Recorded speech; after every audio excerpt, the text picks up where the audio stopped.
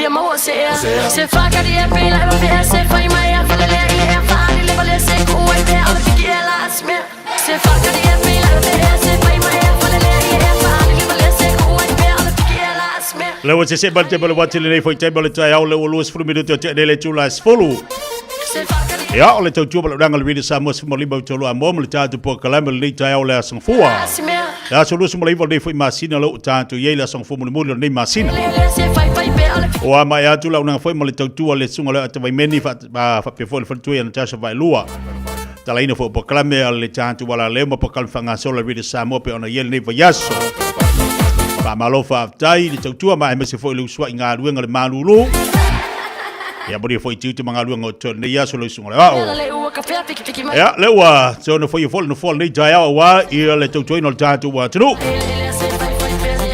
Le nga Fiafia Mai nga fa tai le tu o le mo fai on toi tai melo tu se fu so matu wola o a tatu toi filo e tatu toi mafuta ni tai au fo tai au menino tai o to o le lo for tatu tua Tele aso ya le lawaso tele foi tai au ele tu sa mani tai au le ali winga le tala o matu la aso o matu la tai au o matu fo na fila to al ni tai au fo le aso foi wa mai ele tu e fa popo lu se fu mo tatu wola a fai tawina la aso le nei o langa mo le tatu savaringa pe ona yai ia tātou whaafitai le atua, i le au mo fo nei tai au.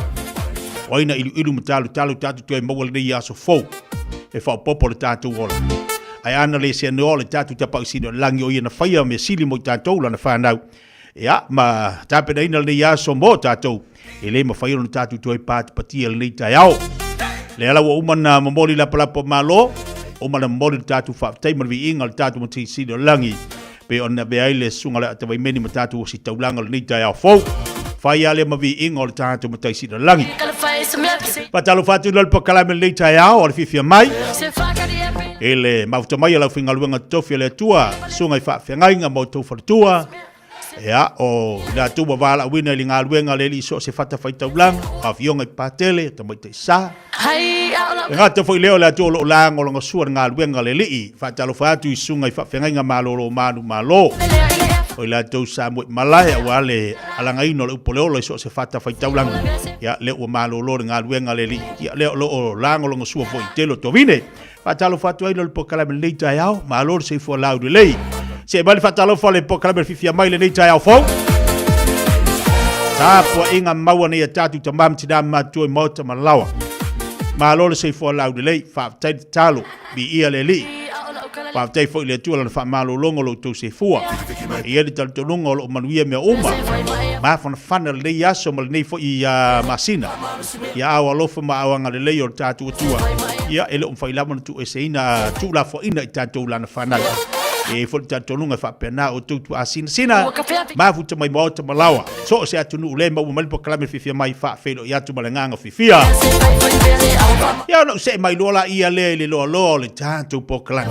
Lo le tatu wa tu o lo. Avele ala leo le reader Samoa au kilani. Mana la leo fa longo ile aso male aso. Po kalami fa nga solo ai le reader Samoa. Le malu o le taiao e longo pui ali imelo tupu. I lea tunu male atunu. Yo melo tupu telo tatu atunu Samoa.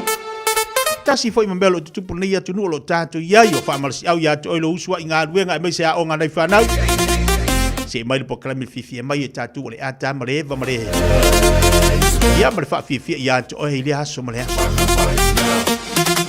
Kala me fole to faya fonga mo se one fancy jane dai to ina tatu watunu ya mal afionga ya le to se ve el heritage la ve ai mai se diso la finga benga e tau to ina pele tatu watunu lo sul family to che dele tulas fulu ba lo se fo ma laude le ma lo se fo manuia ya a mo ya lu au tu atu lo lima tatu lu lima fa tasi lima swa fa manu ma lo tatu o yesu le tatu te militino ni tai ha fa malulu atu ia ona fa malulu atu le ia tatu atunu ia ona o tatu poklame ia me sel tatu sumpa vai ele misia lava ia peitai ona o ia wa fia fo ia ma yo tino la to ka ko e fa ia ma sia si mai ele ma ia fa tele talo te fa fo sia le malo si le tatu te fila le tai ia ia tatu nunga fa ia tatu sumpa e fa ia tatu sumpa malulu de tau Lulu tau ai fai al tatu sumpa. Ia ona ukala leke leilo se mea le ua kafea piki mai pea. Fai al tatu sumpa. Ta misia mai lava tatu po klame las falaile ma las ngafua ma las falaile. Ia ai ia le o le tatu te fai loai. Tatu ma futa le taiao. Fai tatu fa marstilo le taiao. Pete nofo pete tu. Le ala uskaidi e fai al tatu sumpa. Ia mana ia malo. Ia Fiafia tatu le taiao. Ala Fiafia le ia sofou. Ala fai mai o le li. Tatu pepese tatu ala langa ile tua o hani si mewa ala mai le nei tai o mama felu ma fau ia o di fa mama fa pa wa me ka ko sumpa ka ko fa ka ko e vanga o ma fo ilo nei ya songa fua ka ko fa fo ile ya so rua hifa e se le fa ma singa e ma ka kier ke va vera do ma singa e vivesi quale le malu ma vivesi come il massimo ka ko fa ko fiki ai pe ai o fia mo se fa ka di e pe la ve se fa e fa le angoli mingo ya yu ko e ka si al ka ko so ma fkanga ma yungi ya ngalu fo ilo yungi la ko po Fiafia ya a wo fia sa fo la ka sanga ya ko sa fa ko pe ko le fasia vai ko po ai le vale ala vantate fa marstino le jaya la ka ko fa sinka ko exercise le kick ya ka ko fa sa fa ya fai sa fa ia kom fai foi tu lunga ia fai sinka ko ku le ki lunga ai le la fa tatu fa mastino nei jaya wale mfai fa tasi mari sunga fa fenga nga ya wa pa o sunga pa e fenga manga ruenga ele ngaluenga tautu ele sunga whawhenga inga wale mwhaena lava mai tātu pokalame. Lea la olo anga e te fiau, ia la fubwa anga ia tua, ia te avore pisel sunga whawhenga inga. Pe whalan te whaatasi mai tātu sumpa, whaawaru tātu pokalame pera masani iai, ia le la halu tātu sumpa, rik jayau, ia, ngaya. Ia, alua whapeu lima runga, ia, whapeu toma ilima, o le kaiminga e whanga yoi longa le whaisi maruru, puru pelo palankeke ma e vava mai, puru pelo palankeke ma e vava mai, ia, mingoi whapea, keiro exercise la usainga, va, tas, lua, tolu, fa, lima, ono, fitu, ia, alilunga, alilalo,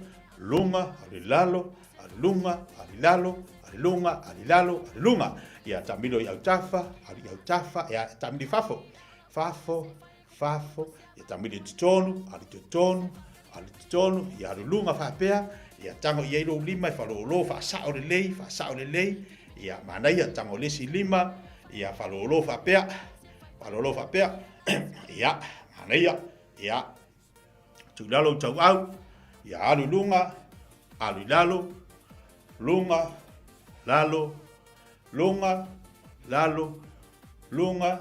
lalo, ia mana ia, alitua whapea tau au, alitua, milomilo i tua, tasi, lua, tolu, wha, ia milomilo luma, tasi, lua, tolu, wha, ia mana ia, lelei, ia whia lama, iu alfa whapea tātou tamam tina matua, ia, alilunga langa vale, alilunga tamatau, lunga langa vale, lunga tamatau, ia manaya, ia, ufapea, ia, milomilo i tua, utau au, milomilo i tua, omea ia, kaunga, orso onga utau au, leanga vaenga ia, kero omea ngā dengo ufalongo inga, sile maanga ia talo fo mai, faima au fatutu iai, faima faile exercise fo ile fa malosi ia o yo tau au ia mangai to so iluma tamatau angavale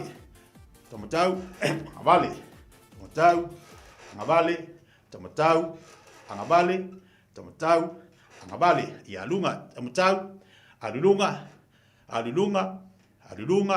ia alilunga ia bye ngoi o tau au ia alulera le whapea sa lo lima u moto ia alilunga tasi lua tolu fa lima ono fitu valu iva sfulu ia uvapea ia tasi lua tolu fa lima ono fitu valu iva sfulu tafina ia tasi praki lua tolu fa lima ono fitu valu iva sfulu tafina ia lunga tawau tasi lua tolu fa lima ono fitu valu iva sfulu aya tasi lua tolu ha lima ono fitu valu iva sfulu e maua i ia lalo lulu fa pe lima lulu fa pe lalo ia manaya ia alfa pe leua leua alo kafa al desi avale tamatau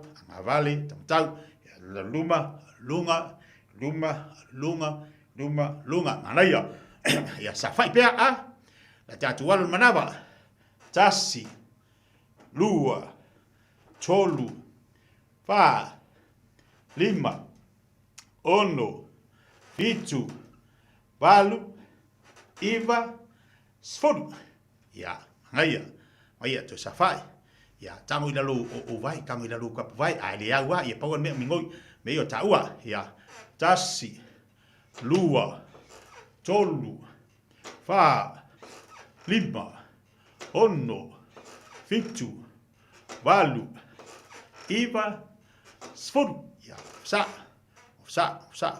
ia toe apa i au tafa.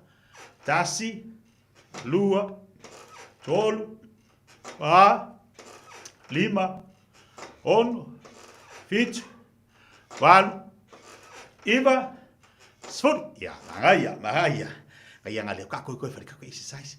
Ia, mahaya a whapea na whaauau o whale manaya. Ia, vai o au. Ia, sa whai, kang whalo whapea. Ia, tasi, lua, tolu, kang whalo whapea. Wha, lima, ono, fitu, walu, iwa, sfulu. Ia, ko mai lalo. Te whalo vai, alu ma le lima. Tasi, lua, tolu, wha, lima, ono, fitu, walu, iwa, sfulu. Mangaya. Ia, lelei. Ia, whaingai pao nga pungu lalu. Ia, ufa pea. Tasi, lunga, lua, tolu, lunga, wha, lunga, lima, lunga, ono, lunga, fitu, lunga, walu, lunga, iwa, lunga, sfulu. Ia, kau wavave tatou. Ngaya, Zaugi, lunga, kas, lua, tolu, pa, lima, ono, fitu, walu, iwa, sfulu. Tas, lua, tolu, pa, lima, ono, fitu, walu, iwa, sfulu. Kaki, tas, lua, tolu, pa, lima, ono, fitu, walu, iwa, sfulu. Tas, lua, tolu, pa, lima, ono, fitu, walu, iwa, sfulu. Tas, lua, tolu, pa, lima, ono, fitu, walu, iwa, sfulu. Heia, saugi, le lakua, alwa sekinga. Eri, tas, lua, tolu, pa, lima, ono, fitu, walu, iwa, sfulu. Hop, tas, lua, tolu, pa, lima, ono, fitu, walu, iwa, sfulu. Kaki, tas, lua, tolu, pa, lima, ono, fitu, walu, iwa, sfulu. Kas, lua, tolu, pa, lima, ono, fitu, walu, iwa, sfulu. Tas, lua, tolu, pa, lima, ono, fitu, walu, iwa, sfulu. Heia, seki. Saugi, galak, kas.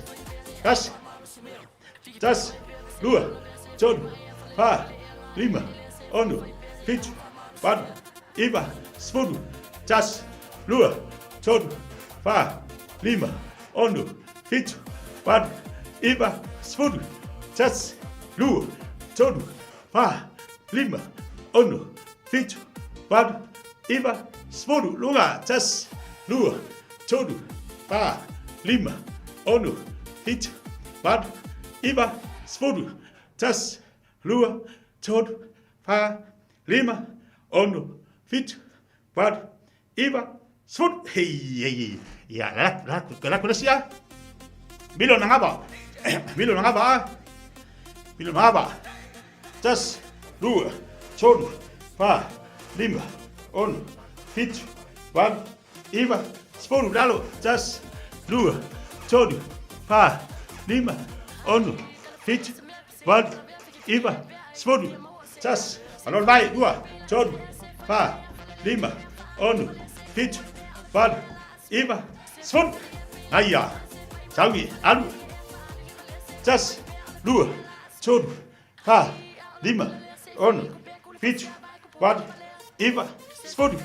Tas, lua, tolu, pa, lima, ono, fitu, walu, iwa, sfulu. Alon vai, tas, lua, tolu, pa, lima, ono, fitu, walu, iwa, sfulu. Hei. Ngaya.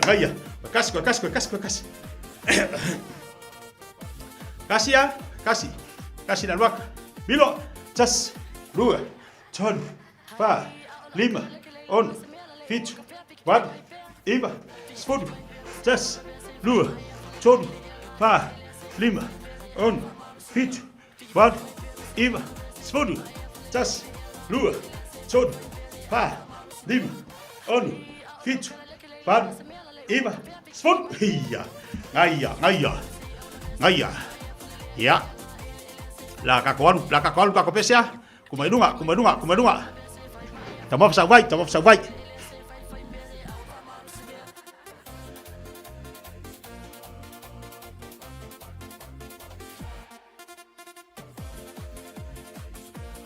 Ya.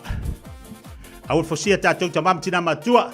La talo fati ati la tou umalo mafuta mai tatou falmai, ma lo fatai. Faaptani mafutamai e ni so la tolo mafuta mai tolo tatou falmai. So se falmai. Ya, fata waina fo tatou famasino nei taiao. Ai la. Lo akul ka kopese mo mua dia. Wal tatou famastiro. Awa so ngaposia. E fai male tatou. Casisiva y de música.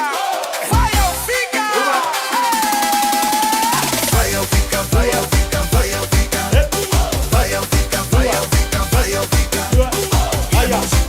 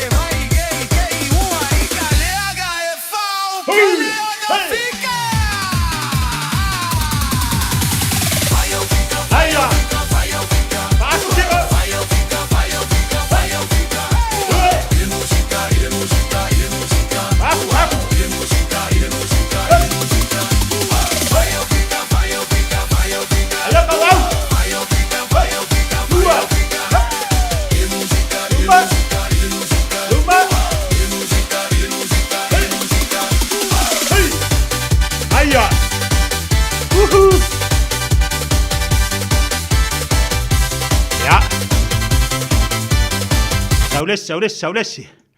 Mai malo, viene lì.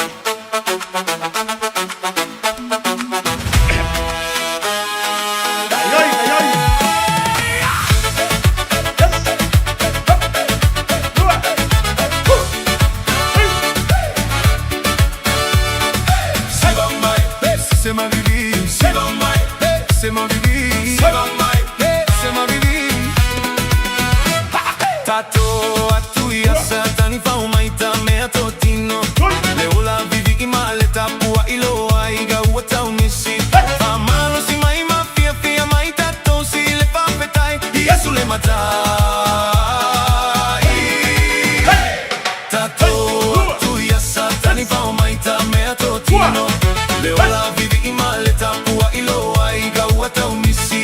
Amano si mai ma Fiafia Mai tato si le fa petai Yesu le matai. Perse Fiafia si va ma vivi, perse Fiafia si va ma vivi. Alleluia, ma Fiafia. Perse Fiafia si va ma vivi, perse Fiafia si va ma vivi. Alleluia, ma Fiafia. Hello. Hiya.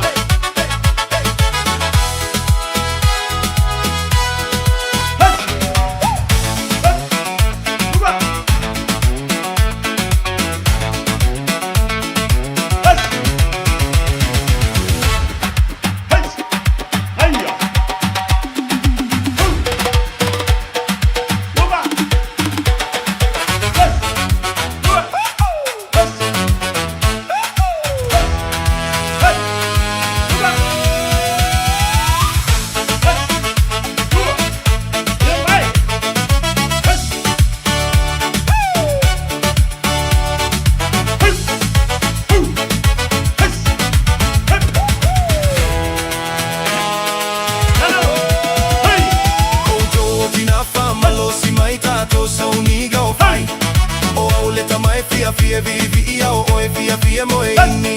Uma o lelo tu ai nati nati mai le tu ana iwa tu ai ona fai. Fiafia vivi.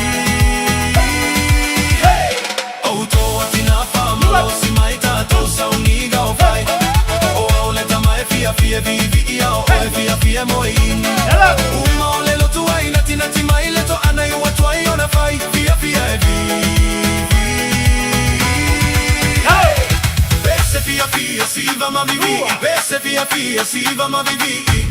Alleluia, ma Fiafia.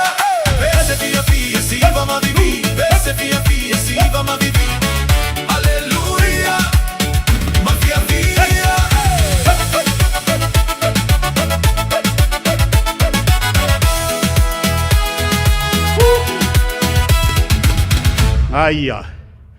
Aia, sella ja Kaku oli siellä ja saudas.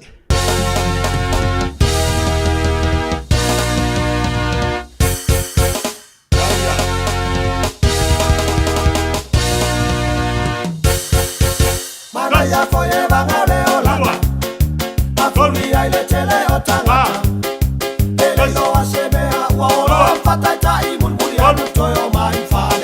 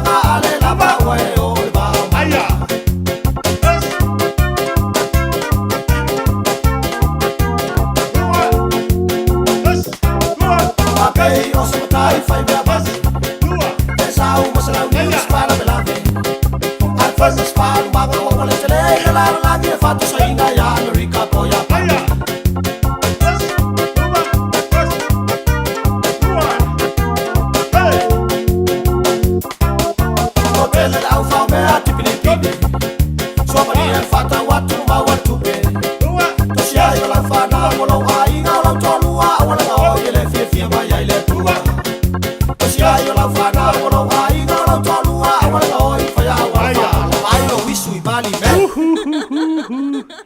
ya tatu o mai lo tatu pese le fa lo tatu vai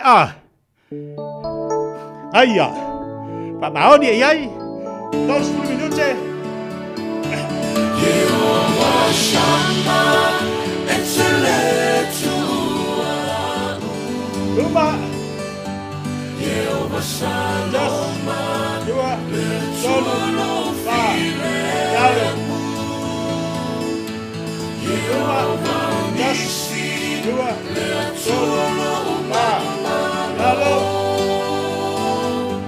Jehovah Rapha, dua lalu Jehovah Shammah, dua excellent to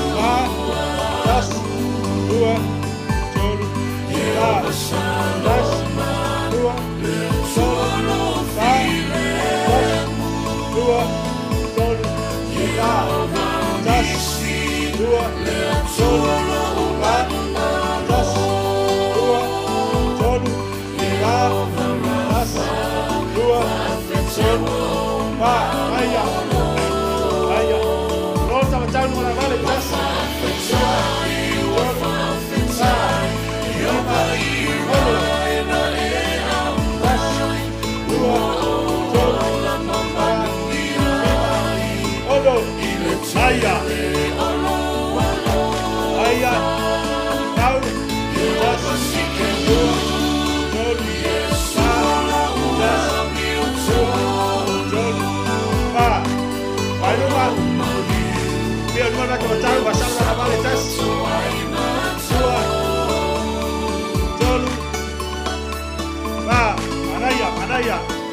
Ya, Lord may kabalik jua.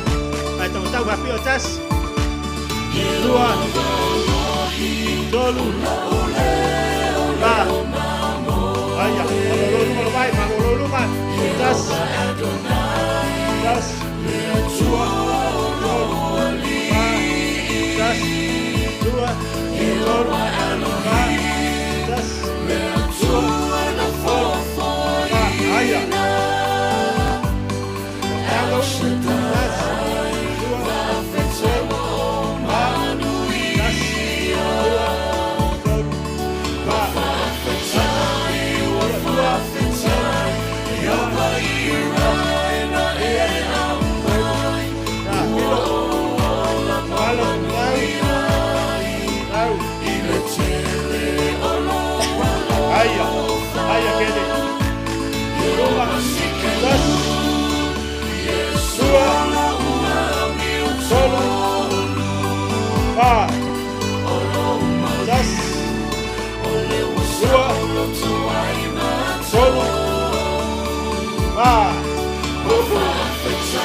Ya, jadi.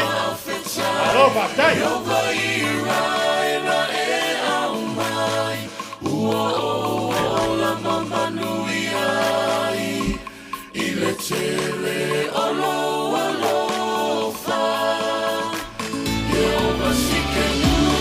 Ya, balo fa tai yo, selembang yang ngikai au. Vai le sawa le malulu a saulo kafu.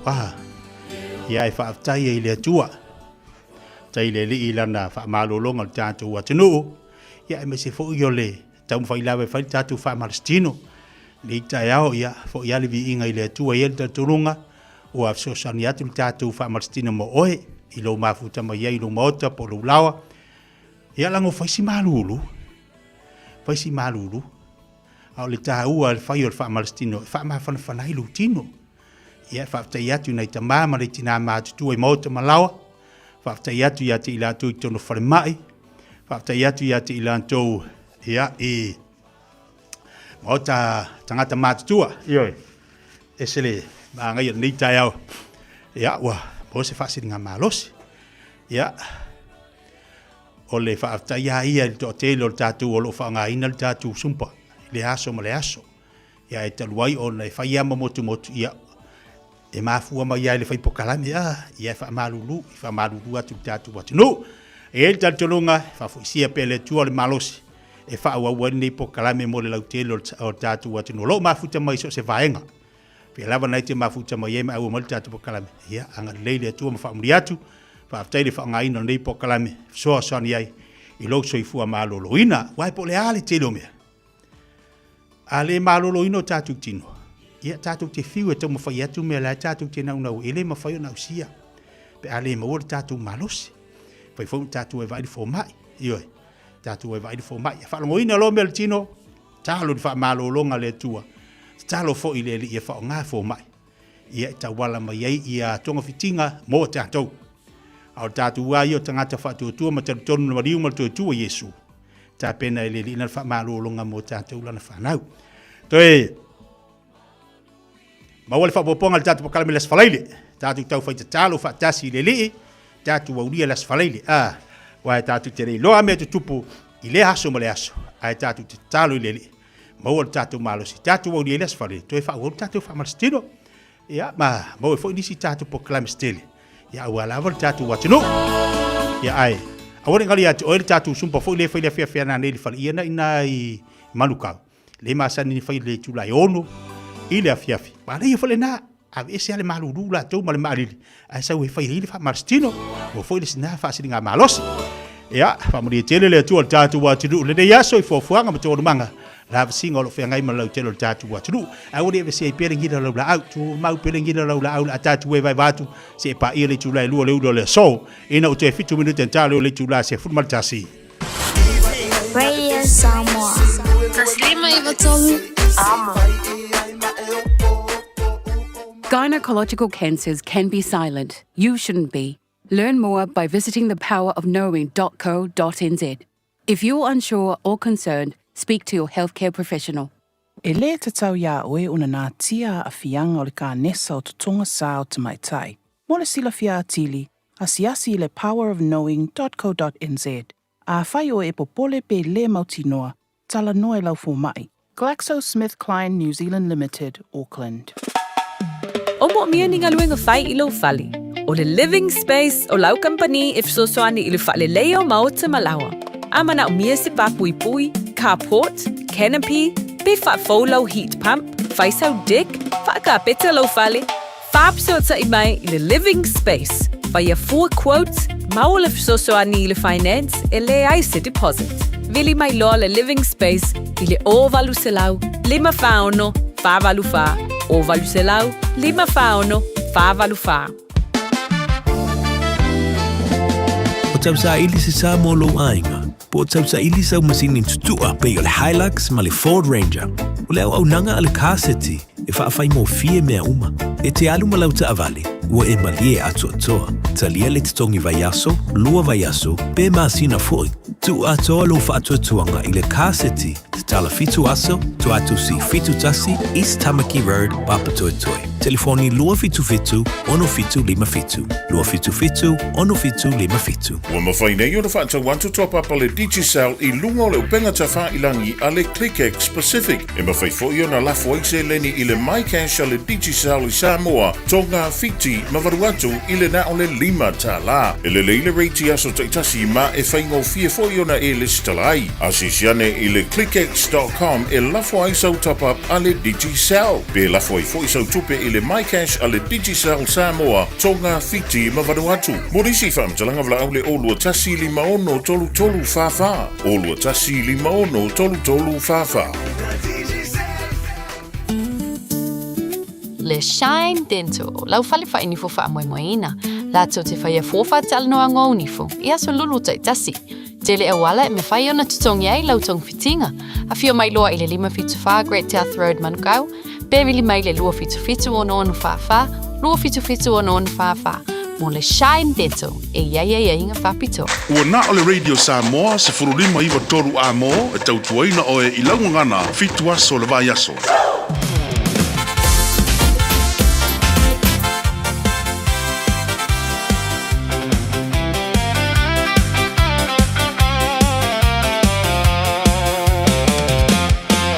Ua tu mai koliata malosi tele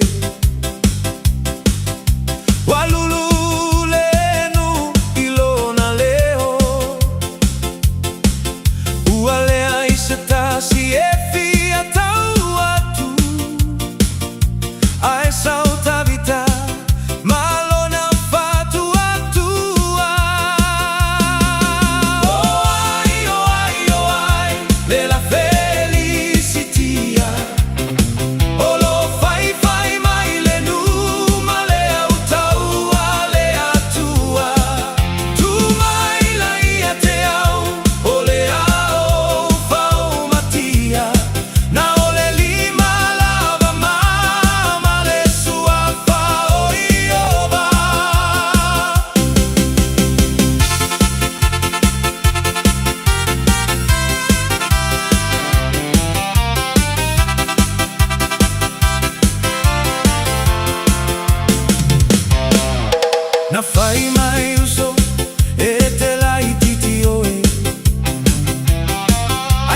Fiafia e ta vita lona tua. Na ulana mama lana maea, mata moe atu malelo totele. Oh ai, le la felicitia. Olo fai mai le numa le autaua le atua. Tu mai la ia te au, o le au fau matia. Na ole lima lava mama le sua fao iova.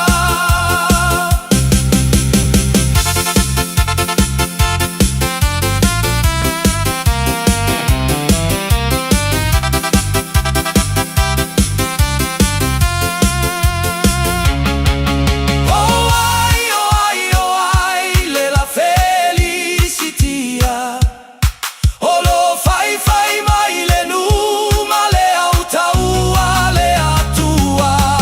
Tu mai la ia te au, o le au fau matia. No a ole lima mama le sua fao iova. Le sua fao iova.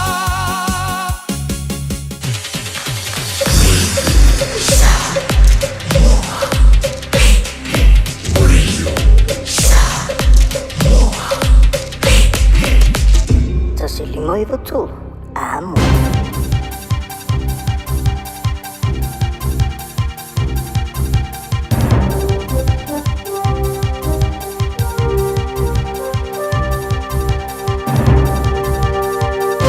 In this update, the Prime Minister is accusing Chloe Swarbrick of deliberately trying to undermine the country. The Green Party co-leader has written to the EU Trade Commissioner with concerns the government isn't meeting its climate targets. The Commissioner appears to have brushed off the concerns, reaffirming the EU's commitment to collaborate with New Zealand. Chris Luxon says Swarbrick's actions are a pretty bad look for someone vying to be Deputy Prime Minister. As I understand it, she's gone and reached out to a Green European MP and cooked up this case that we're not meeting those obligations. And I think the only people that get hurt through something like that are our exporters. The Prime Minister says it's also raising concerns about the Civil Aviation Authority.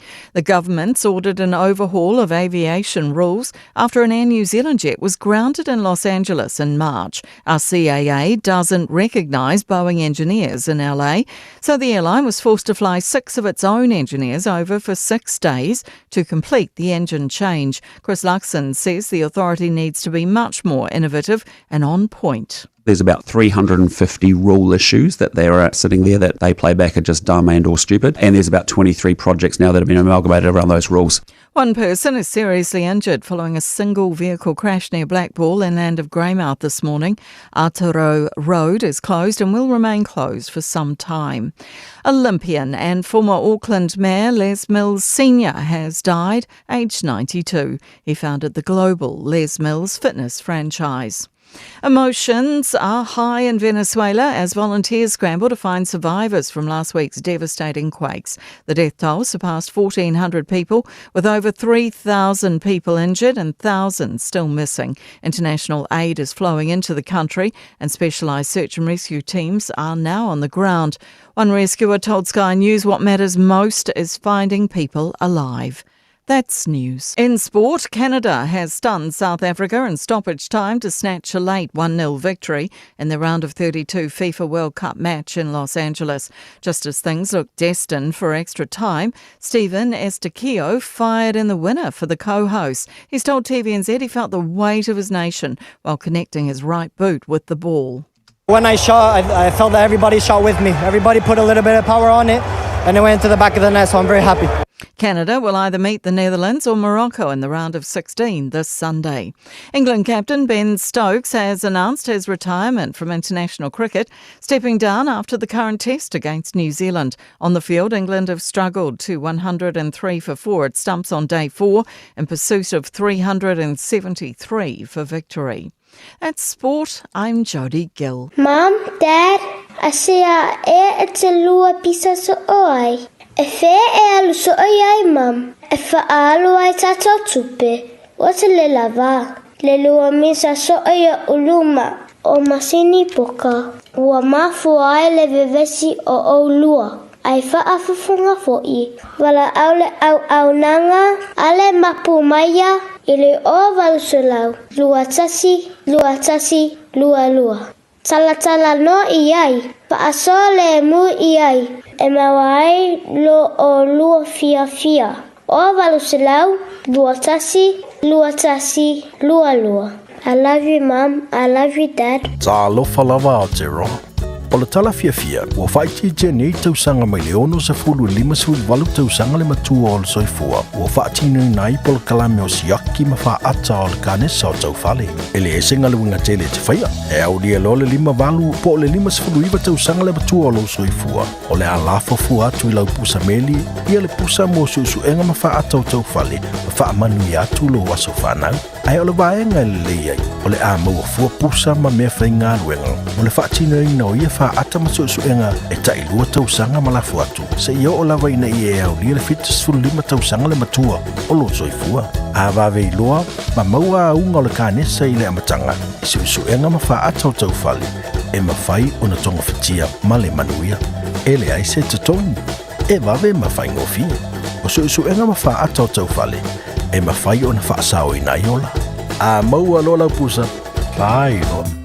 Mo tupe whamomoni Samoa, mana tua loa le Pacific Easy. O loo whaawau pia le tāru papitoa nao le 5 tala tu tongi pia whaunga ina le Pacific Easy app e whaatino ai au tupe whamomoni mai lau telefoni whewai. O loo awanofo le tāru direct transfer te posi mai ai au tupe le tāru account ma whamoni aina fasili lupa le telefoni ma whaatino la foino lau tupe ai na whapitoa. Mo le tutongi ina o pidio le pai, mo li te ngā tupe so se whare tupe Samoa, pe tutongi ni no ngā tupe le numpi wha Samoa Housing Corporation, UTOS, Samoa Land, ma so se au nanga Samoa, o lo mawhaina whaatino uma I tātu au nanga o le Easy Pay. Mo le silafia, o whaasoponia so se vahenga New Zealand yo tātu lala, o lo awano fo yo tātu ofisa yo taro mamangele, pe whaunga le Pacific Easy Mobile app, po le direct transfer, whaasawa I lo taimi, ai siri atu na whaasawa ina utupe wa taunga tāle penisiri. Mo nisi whamtalanga wala au le telefoni o valse lau o tasi ono, po numero masani au kilani o le lua fitu ono fitu iwa fitu wha, ma le lua fitu ono fitu iwa baru wha, Pacific Easy o lau paanga mo tupe wha mo boli Samoa.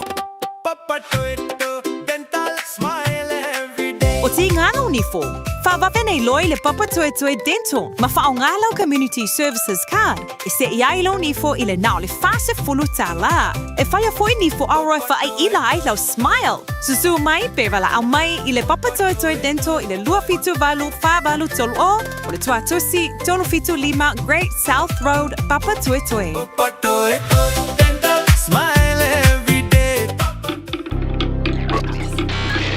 Tasi 5 amo Radio Samoa. Hallo. Oi le sa no fa mon mole. Hani e ha. O fiu lo tau ma fai. Cecilia pe ana o le fa na mai. Le ano ai o le anga ua la fo mai e lo aina ya te au le ponai hani ea ua fi lo tau ma fai te risa lau pele o le ale fale belave utu Cecilia pe ana o le whanau mai Teresa, se tau mai po le ale whanau la reo tuku Le ano ai o le anga ua la fo mai E lo aina ia te au le po mai O lo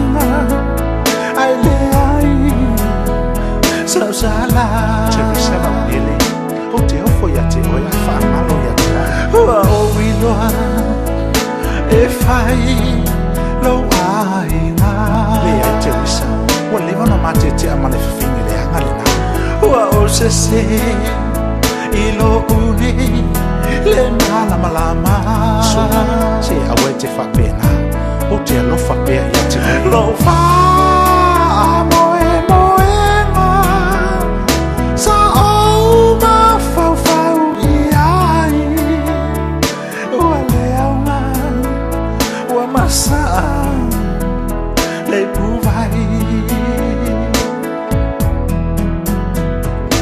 wa o iloa e fai lo ai nga te wisa fai atu foi wa leva na pale va al fine le wa o se i lo une le mala malama suma se awe te fa pena o te lo fa lo fa moe nga sa o ma fa i ai te wisa na pele wa le wa masa o te fiafi le puvai la pele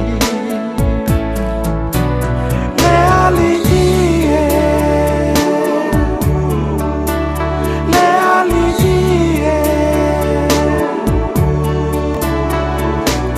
pe ai se tofi mo ita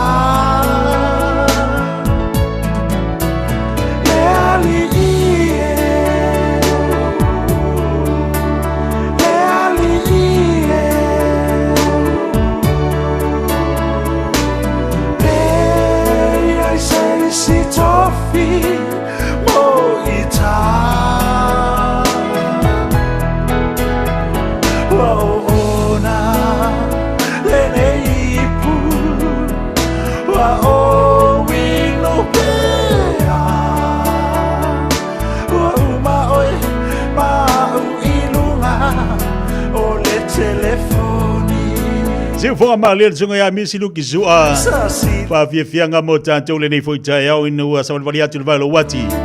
Sful maltasi minuto te nei chula se ful maltasi. Ya te au. Vai fa banga ku mo de PC le akere fongi sona. Io ia or kemingi. O de ngi kere fongi le wasu e runga Facebook le kamo. Lo tau ma fai. O ase ola pesa su e runga mo kalonga fo ia. E ole mengoyo au kiki dia piko mo so fo ia kalonga. Ya lua ya mau aku ai masinga vai. Ya umala ia lewa maso au kiki fa solo mali swing of fo ia sau kiri fongi.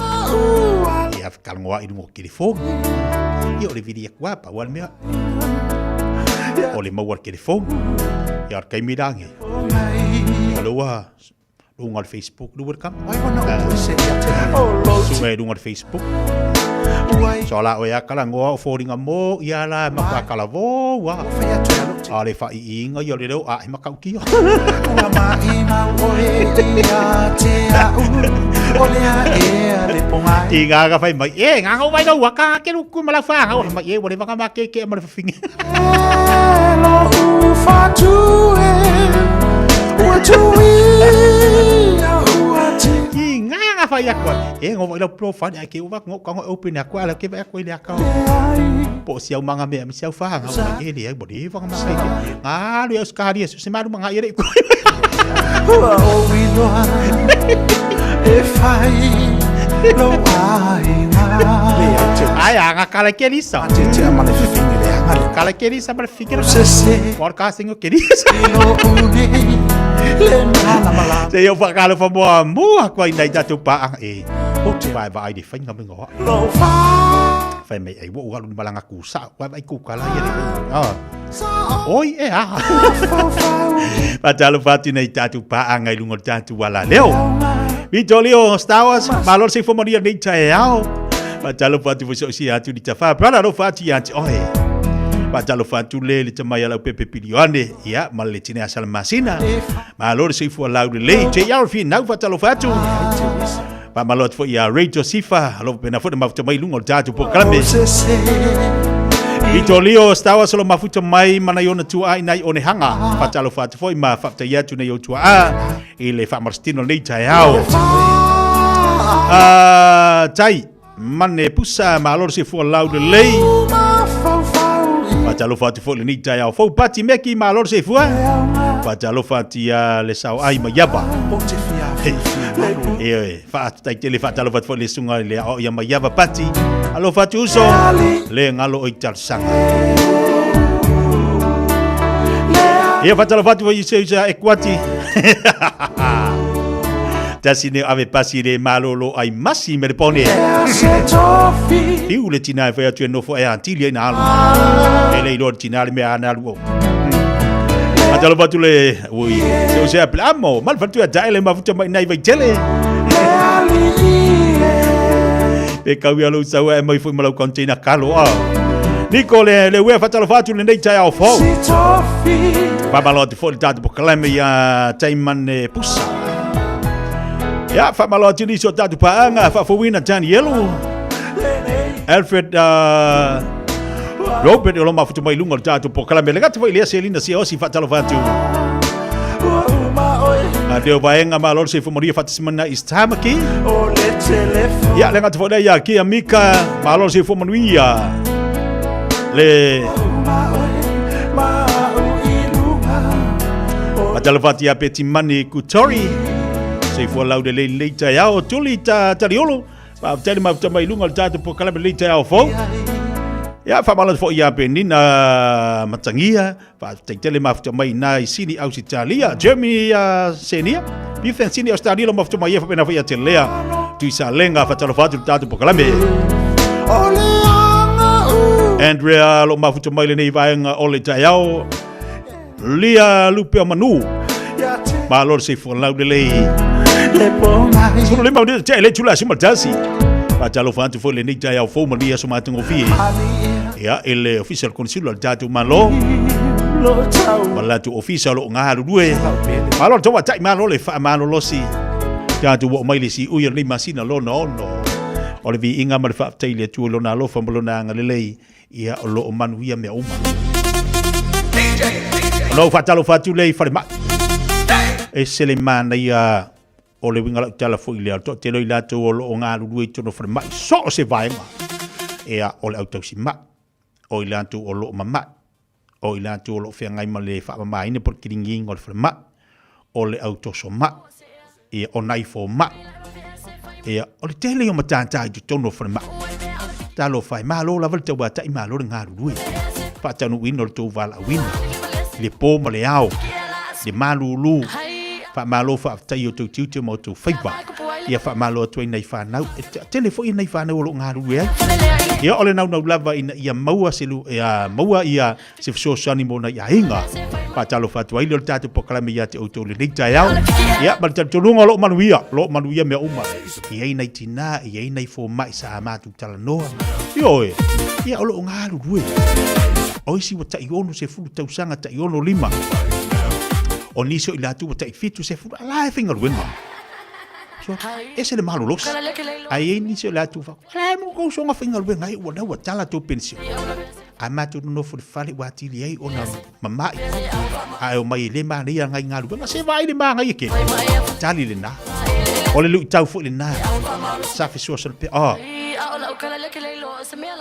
le manda ia o le lu o si tangata e pe wata ilima se furu wata iona se furu fatu tu ngata ole mana yo le anu fono for fali ki nga kala pension e halo fengal benga mali tala anu fono for fali ia pe wa kiringa ma ai halo fengal benga lai mi no le tino ya vai de ma ngai ole lu fo na mo tatu tu pulanga tala bo apa pena tino fono for fali ai fengal benga tama mal tina le aila e lu oi e tauna fai malu ia oi so sani fo ilea ili ni vai taimi o tango talo se ifuanga ia ai mana ia lo walu tinga lue ma so sani lo tamama lutina ia singa se ilengo le ale meti mo ile vai yaso ai so sani atu ia tamama tina le tilo me fai o nei o langa lo tantu yai tebe le wati sifuna valu minuto tele tula simaltasi ni so tanto pokal me fanga solo nei vai ngal tayao a fai tula simaltasi ona tele mai le o nanga le tula mapa mai mo tato fa tatano o te misil le vai ngal tayao tato pokal me ale mapa mai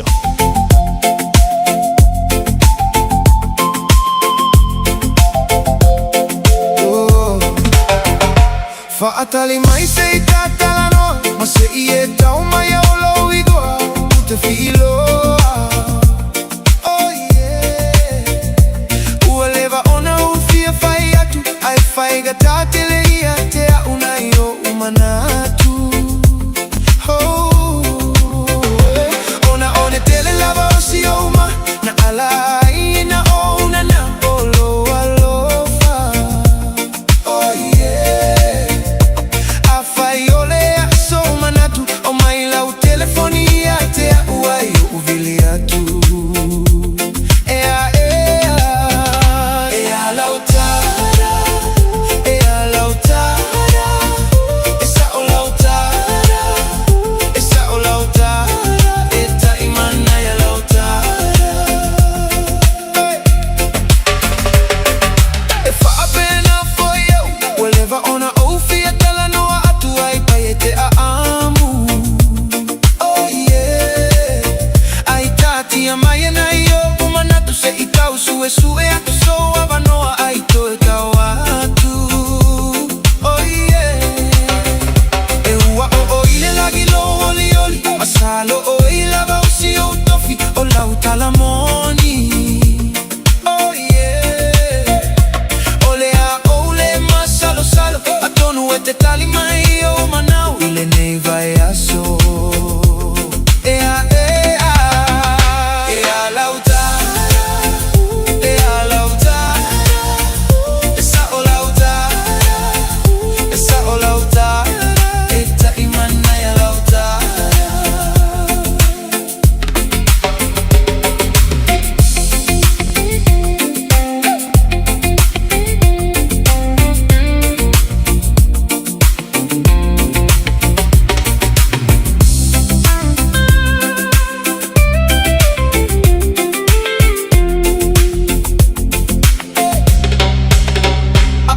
Whai ole a e talia o te le tau laula pe toi no pia ole a ta atia Oh yeah A ai a whai foi ole a sotala Ai o iatu I le malama lama masa upua Oh yeah O iua o ki ai loa male mea O ke lei whai a lava o se mea whapea talu ona o ola Oh yeah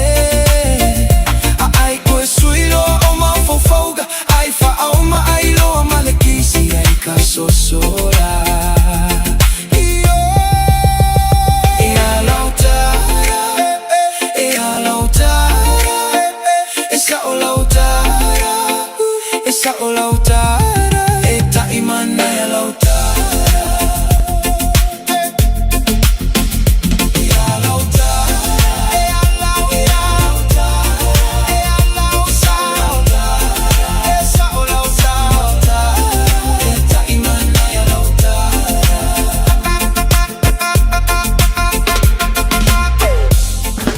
Sunga o whenga whakao e lo ka wale fo maunga Max Ila. Senga o ka amilo e au kilangi. Mo koe foi mai lava I o Tara I le Tire World and Auto Limited. Le ai mau ai so skoi ngā meg ma pau ka wale. A ole me Pico City. E ngā le lua lima ka alalwa ia so le kokongi. Le Tire World and Auto Limited e te maua ai ta wale ma pau tau ngō fia ia New Zealand antoa. Mo fo I se ti mag wheels mo so se tu ai ngā ta wale ma le telo isi au unanga. Warren Up Fitness I le na ole se fulu ta la pia I wha I lo ieina e wha afafonga le Radio Samoa I nei wha abitoa. Talia wins quotes, cue cards, maisi. Walau le Tire World and Auto Limited I le lua fitu tasi tolu o mo pau ta wale. Po le lua fitu wha tolu lua o mo le whale inisinia. O fia maua sau ta vale po sau piki apu. Ai tongi ta I vaiaso, lua vaiaso. Pe ta I masina. O le sleek cars o le a maua ai le fisosoani. Ua ta pena le au whainga luenga a le sleek cars mo oe malo a inga. Aua e te popole I se mea e tasi. Te tala fitu aso, mai le sifulu I le tai au. Angai le afo le ono le afiafi. Tele la lai au kilani I saute. Vili mai loa I le o lua tasi fa. Fitu lua selau. Po le o lua o. Fa lima tasi. O whea te lua oi ai. Ma te o e awele sue ngā tau whale a mā aroha. Wa umana whailau siaki. Le ai, o le mā le nei, e la I titi tele. e leo toi whapena maa, wa pa u I lalo le tausanga I le 5 o oi le na, ma oi fo I pa. O le tau sanga mata mo le suisuenga o le kānesa o le tau fale o leo ua 5 E 5 pe 5 loa o tau sanga ona la fo ato loa lea o mea fai fua hai lau suisuenga. E tai lua tau sanga mawhai, se I atoa lau 5 tau sanga. Wha mole, fai moi mātou. O le a lafo mai I le meli. O e sauni malanga I Samoa. Maratua lolo mana rento solo o maua I so sei tu ai ngā taavale e talawhea ngai mau mana onga. E mawhaiora piki la taavale mai le malaiwa le le whale o lopo o whangalii. Whapelo tātou o fisa au tu I ala fua. Pe momoli atu fo I le whalitali malo o loo e whaamautu ai. Ai ngā whaamitoa. Olo ia tātou insurance cover e te fili mai ai. E nani tupu se whaalawelawe ai olo o iai le whaamama avenga. Maratua olo iai le tātou account I New Zealand. Pe lafosa o fo I le moana rentals e whaonga I le Pacific Easy. E whaonga ai lau credit card e whaatino ai le tongi na o lo sa. Mori si whaamtalanga wala au le Pacific Easy I le ovalu se lau. O tasi ono po onu mera masani au kilani. O le lua fitu ono fitu iwa fitu wha. Po o le lua fitu ono fitu iwa valu wha. Talo sanga e transfer o I le moana. Pea si siane le tātou Facebook o le Moana Rentals. Po le upenga te wha ilangi o le moanarentals.com. Moana Rentals o laupa anga e taitoloina oe. Au e malanga siasi I Samoa.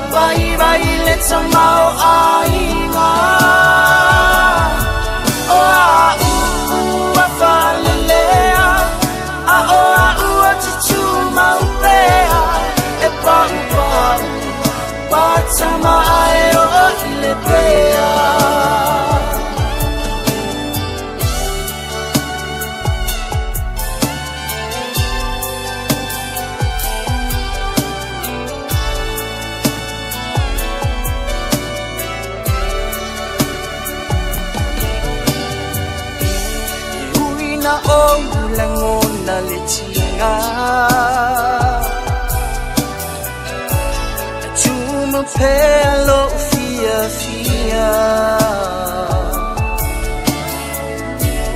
Lo oilangi lo chali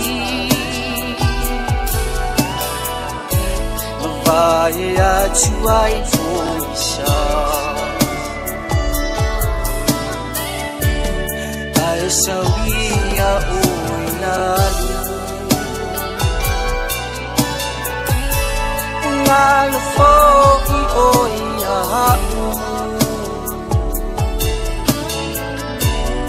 Tasa ilia iluma O selelei masitau bunga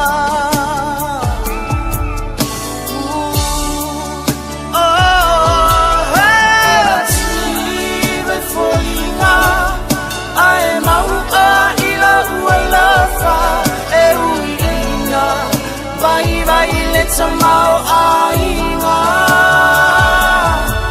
O a ua whalelea A o a ua titu maupea E pau pau Watama ae o ile pea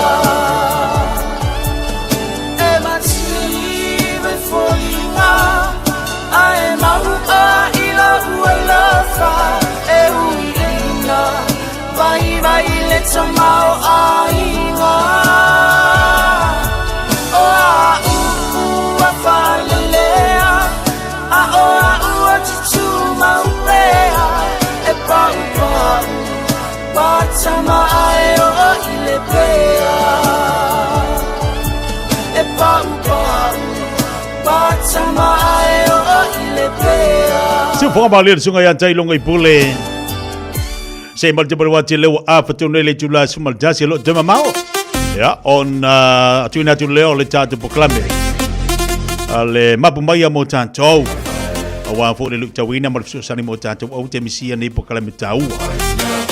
Ina ia mafai ona fa mama ile tanto wo ta longa faitu. Ma ia tu wo lo. Ya almania fo ila si tatu fa longo. I afianga. Ia wai mo ia pi ele fa taua tele lista ngata. Fa me ia la o ke ia nga ka lua ka ki ka fa wa. Ai o mani fu le tatu fa longo i po ani ia afianga. Onga. Afa pela na ti fi ta alua. Ia ola ona pule fa Italia. Ai o le tau fu ile lo fa fonga ma tatu fa longo. E fe so so ni langa o leanga i lunga tatu fo launga. Ma tatu sabat valinga ni vai taimi lo tatu yai. Ia tu pai fo tatu fana. E tu pai fo tatu fana, tatu wabai. Po hani me tatu tilo. E fai ma fa ta inga ya tila. To awala te bisil dal pokalamena.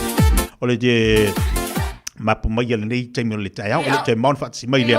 Yo ni so la finga wenga e so sani mota. To langi heni a matakea. Yo le falo ngolongo mai fe me la puru planke ke kai manga. Wa le fa ko ku ilunga. Ta to ye ma futa ma le fale ngale fa la ngolongo la le kioma e ka ko e vai au ke va vitu la ilunga. O fongo fo pe o e kusa pe si. Ave se lo planke ke ngangi le papiao. Elvis boli boy. Au ila ukamo Elvis. Ala bati ya te o teina. Kalau ma futa ma ina me le pole o se talia. Ma lo se fu la de le. Payange ia rekamanga Mustafa lai pai po feo ia.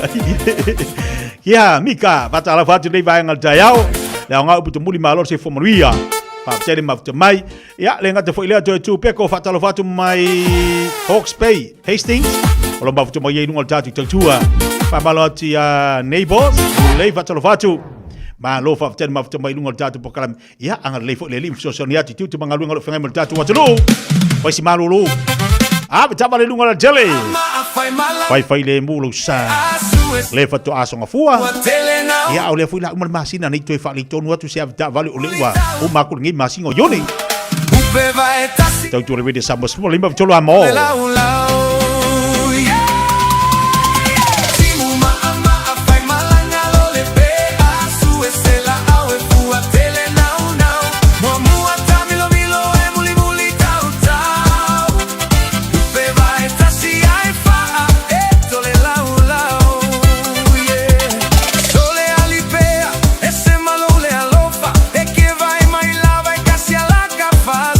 Ai que fama kakasi, mai fama kai pepe.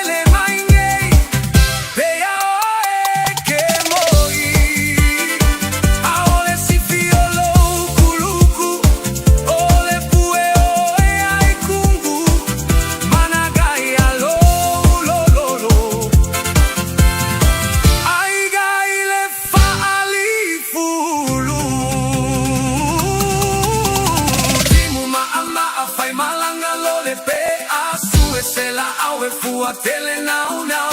Wa mua tamilo milo e muli muli tau tau. Upe vai tasi ai faa e tole lau lau. Pe ale alofa, pe ale popoi, pe ale kaele, pe ale fefe, pe a ka apo, pe a so a ai, pe a fai kala, pe a kaula malama. Timu maama a fai malanga lole, pe a su e se la au e fua tele nau nau. Mua mua tamilo milo e muli muli tau tau. Upe vai tasi ai faa e tole lau lau. Ua mawhai o na aura tula polo kalame le leimo o e aso taitasi o na o le langolango malo si le whale maliu a se alo le aturuu o ese tātupu Funeral Directors i Manukau City. O le ese tātupu Funeral Directors o se whale maliu Samoa o le tali foilea o taimi whengata o na o le malanga al maliu maleoti e mawhai foi o na latu awina atu ma awina mai tino maliu o e pene mai so o se atu nuo lalolangi wala auno le ese tātupu Funeral Directors i le lua o na lua toru fitu lua o na lua toru fitu pea fiu ane ele se fulu manebalu Norman Spencer Drive in Manukau City. Saya boleh wajib lewat luas fun berfaham itu janjalo le jula se fun boleh lua ya oleh tu cuma ulang ngerti ufang lebih dari Samoa sembilan ifatul wa mo mal jatu pekalami fa iluan tu boleh malu jatu wa nu oleh fa fa fa tasimai ni sila udanga mal tu oleh jatu company oleh ma maya tal no ma fa so boleh malu jatu wa tu jatu wa fu la tu udanga mesio pekalami jatu oleh jatu ma mal yai wani afianga oleh hasi jatu oleh hasa ngamo oi malu te fali le ala ufa tasimai le afianga fatua ya vau mele si osi pese ya ole am fai ona tatu tandol ni tayau fa so mai foi ya tulang ola tu odanga mala tu tu pe ona yai mo madol tatu wa no ai mane yele va no sa peni sa ape tu yai ole tau ai ona ia ana ni fa so ola am fai ona so sani lo tele mo tatu wa ni vai ole tayau ya ona se atu le lai tu ole vai le fa tasi mai le fionga ya sa vau mele si osi pese fa talo fa tu mele ma lo se fo maria ya ma lo fo de lagi bamba lita ya fo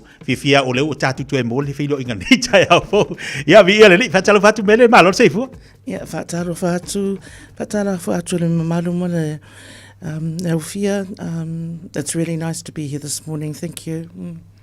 Ba lo mele ya ole abano taua male taua fo ilo unanga male tatu pokala mele fen fa so ai em fai ona e tala ni taya la tonu ale taua ole unanga male tautua ale mapumaya.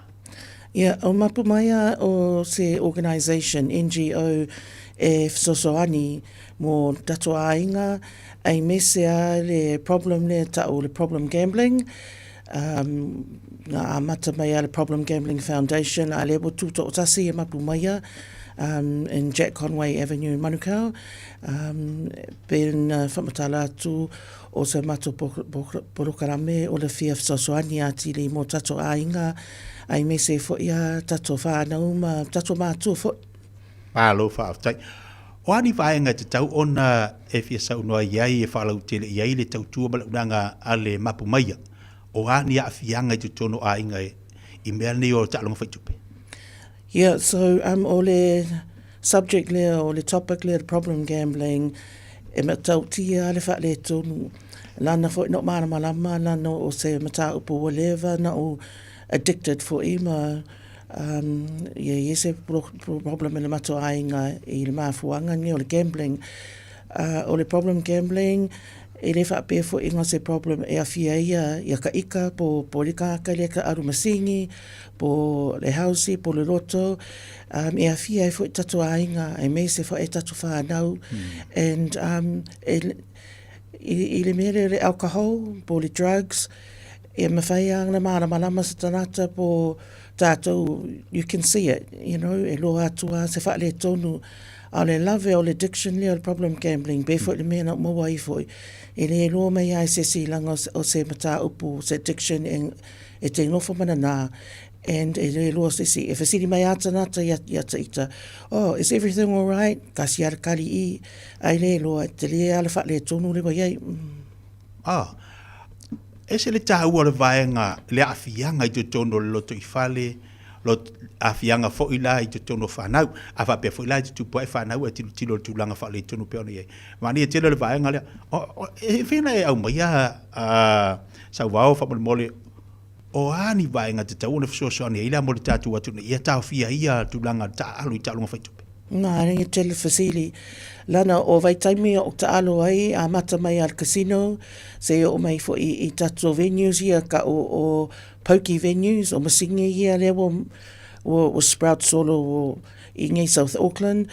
A le lave fo i ngai vai tau, ai misera ngai vai taimi, le wa fai telefoni, computer, o ke popole tele tatu whanau, ai le ngaka fo i whangau, au tātou fo i e whape e whakna scrollunga kelfongi, ai le loa, lai ka alo e ka alonga i mo mai le online, e kaua nga kako siaki ma fasili na tamaiti po a laktua mea ia whailunga computer ma kelfongi, ia e protect ma prevent se le matau pule o le gambling addiction. So vau, o lewa e tā ua le tūlanga a fianga o whanau. O le hale me tā whai o amatu e te tau wau na tilo le li to toa. Pea ona e sau noa sau wau. O le tūlanga whale tonuna le wai ua sawa li a awala whaten kolosi te minei. O le hase awala te tau wai ona. Mō tātou whanau mo pui ngā la lea tūlanga? Well, ia e lei se me leanga i mei o computer ma kelfongi. E lei fo i se o te lo whai atu fo i tato ainga ma tato listeners. Au ke gamble. O le gamble ka o le entertainment. But e luongo o fia o iei maka upo mo le problem. Pea wha pia walu, ma rau tupe, po se eleni, po whaina nā fo ia le credit card, ka mai ki lai wo ngā le credit card le mātua e whai ka alonga. Pei fo ia le mea ngā o e fo ila o langa, ma le maa ainga, ma le osi o to o rua, ma le matu whanau, o le mea le wha alu mā kupe i masingi.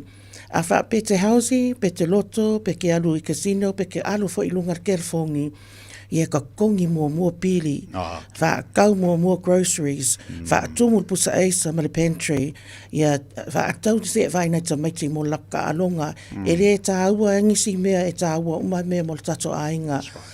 Moa se lengi te alu e le hausi kasi se po se lua se po, there's nothing wrong with that.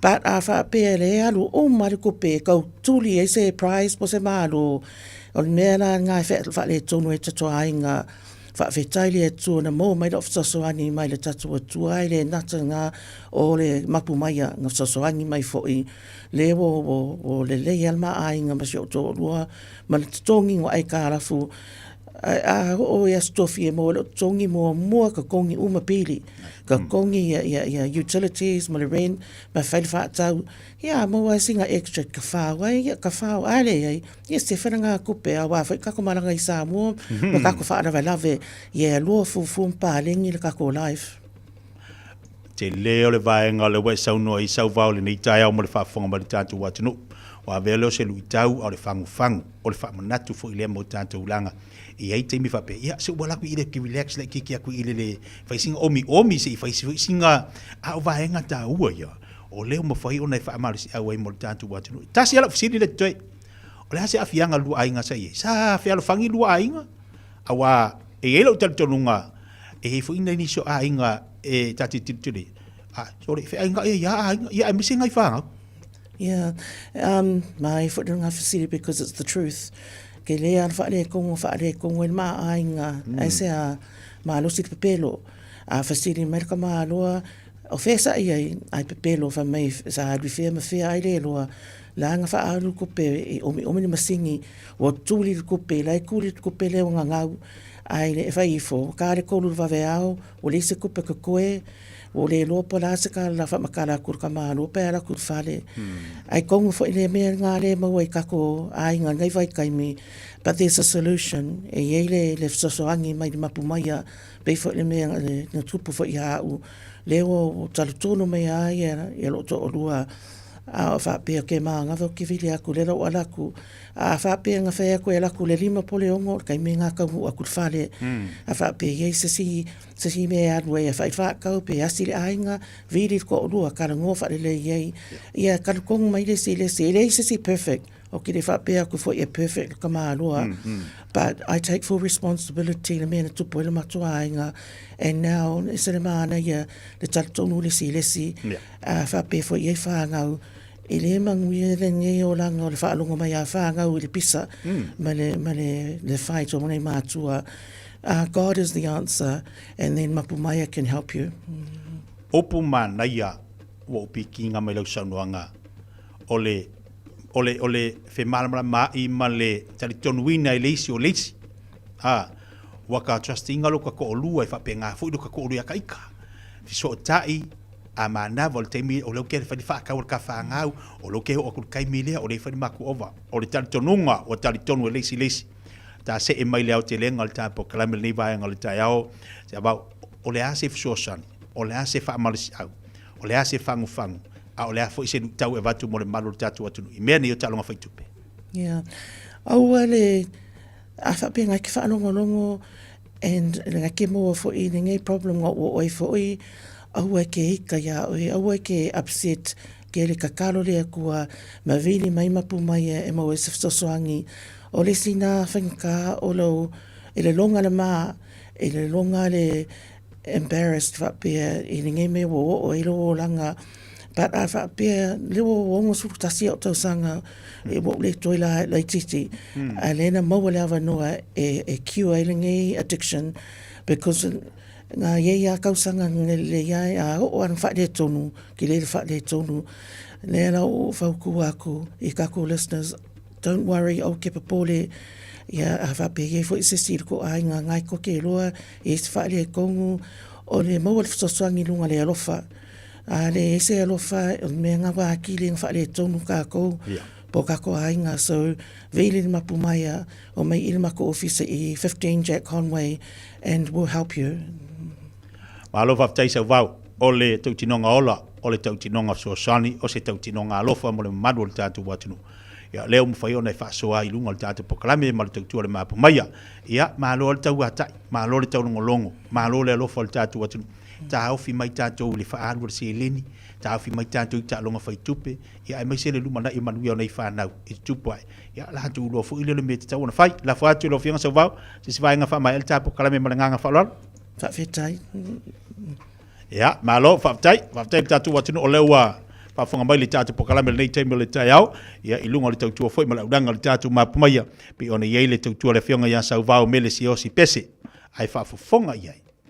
Na I lua le mai tango e whalongolongo le lei ia vai leina ma leina te tasi al saunuanga. E te lelo na tā ua ma le fiso sani mo tātou. Na ia te oe, lau whiriwhiringa. A o leu a watu tau tinonga ola a sau vao ma le tātou pokalame le mapu maia. Ina ia fiso sani ai, ma ngare le ia te oe, iau tuita ma ngā ruenga pi one whianga iai. Awa te pole, wala wane le tātou telefoni na le tātou mapu maia, e fiso sani mo le mano le tātou watinu. Ia, ele ia sisi me te wane fiso sani mo tātou, o le whautuanga ma le tutu alalo le tātou pokalame. Ina ia mawhai ona mo se ainga Fiafia, se ainga manuia, ia ma mawat whial whani tono tātou ainga. Se mate bele wati, le ua toe se funmare lua minuta tale o leitu la se funmare lua. E ai se isi o le tau ainga e whaapea sana leo. Pe whaapea foi. Whaamata e avea le tale I, ma le tale maasani e tau fia ai lātou mai le whai o lātou mea maasani ai. E tatau ona lātou e whai suenga o le tale, a ngā I le coughtest.co.nz.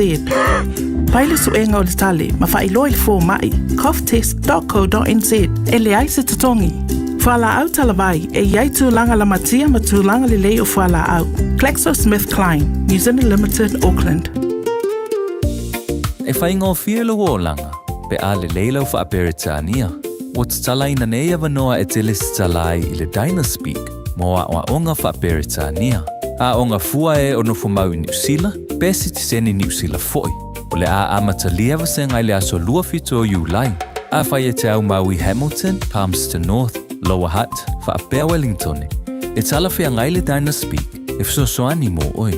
Wili mai loa le oiva, lua lima lima, ono fitu whaatasi, lua lima lima, ono fitu whaatasi, betana I ane I le upenga te whailangi. Info Dynaspeak at twoa.ac.nz. Omo mia ni ngaluenga whai I lo whali. O le living space o lau company if so soani I le whale leo mao te malawa. Amana o mia se pa pui pui, carport, canopy, pe wha faulau heat pump, whaisau deck, wha ka peta lau whale, whaapsota I mai I le living space. Faia 4 quotes, mau le fesoasoani i le finance e le ai se deposit. Vili mai loa le living space i le o valu se lau, 5 whaono, 5 valu wha. O valu se lau, 5 whaono, 5 valu wha.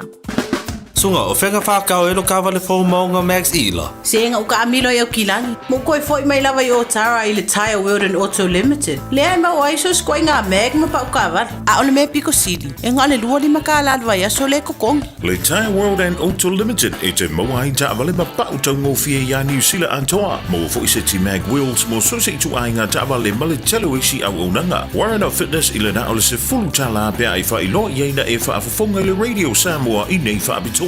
Talia wins quotes, cue cards, maisi. Walau lo le Tire World and Auto Limited i le lua fitu tasi tolu o mo pa uta avale. Po le lua fitu wha tolu lua o mo le fale inisinia. Tois fulu minuta na tā leo leitu la e se fulu male lua. Leo tātou se ati o, tari watu tātou pukalami le whatasi mai o la unanga mali tautua a le friendly loans. Ea le te mata ia Agnes Stowers Moa. Isi vaenga o latu tautua mali unanga mo tātou lia sunga fua. Wakiri whala vila vengi vai keimu ukaku iai.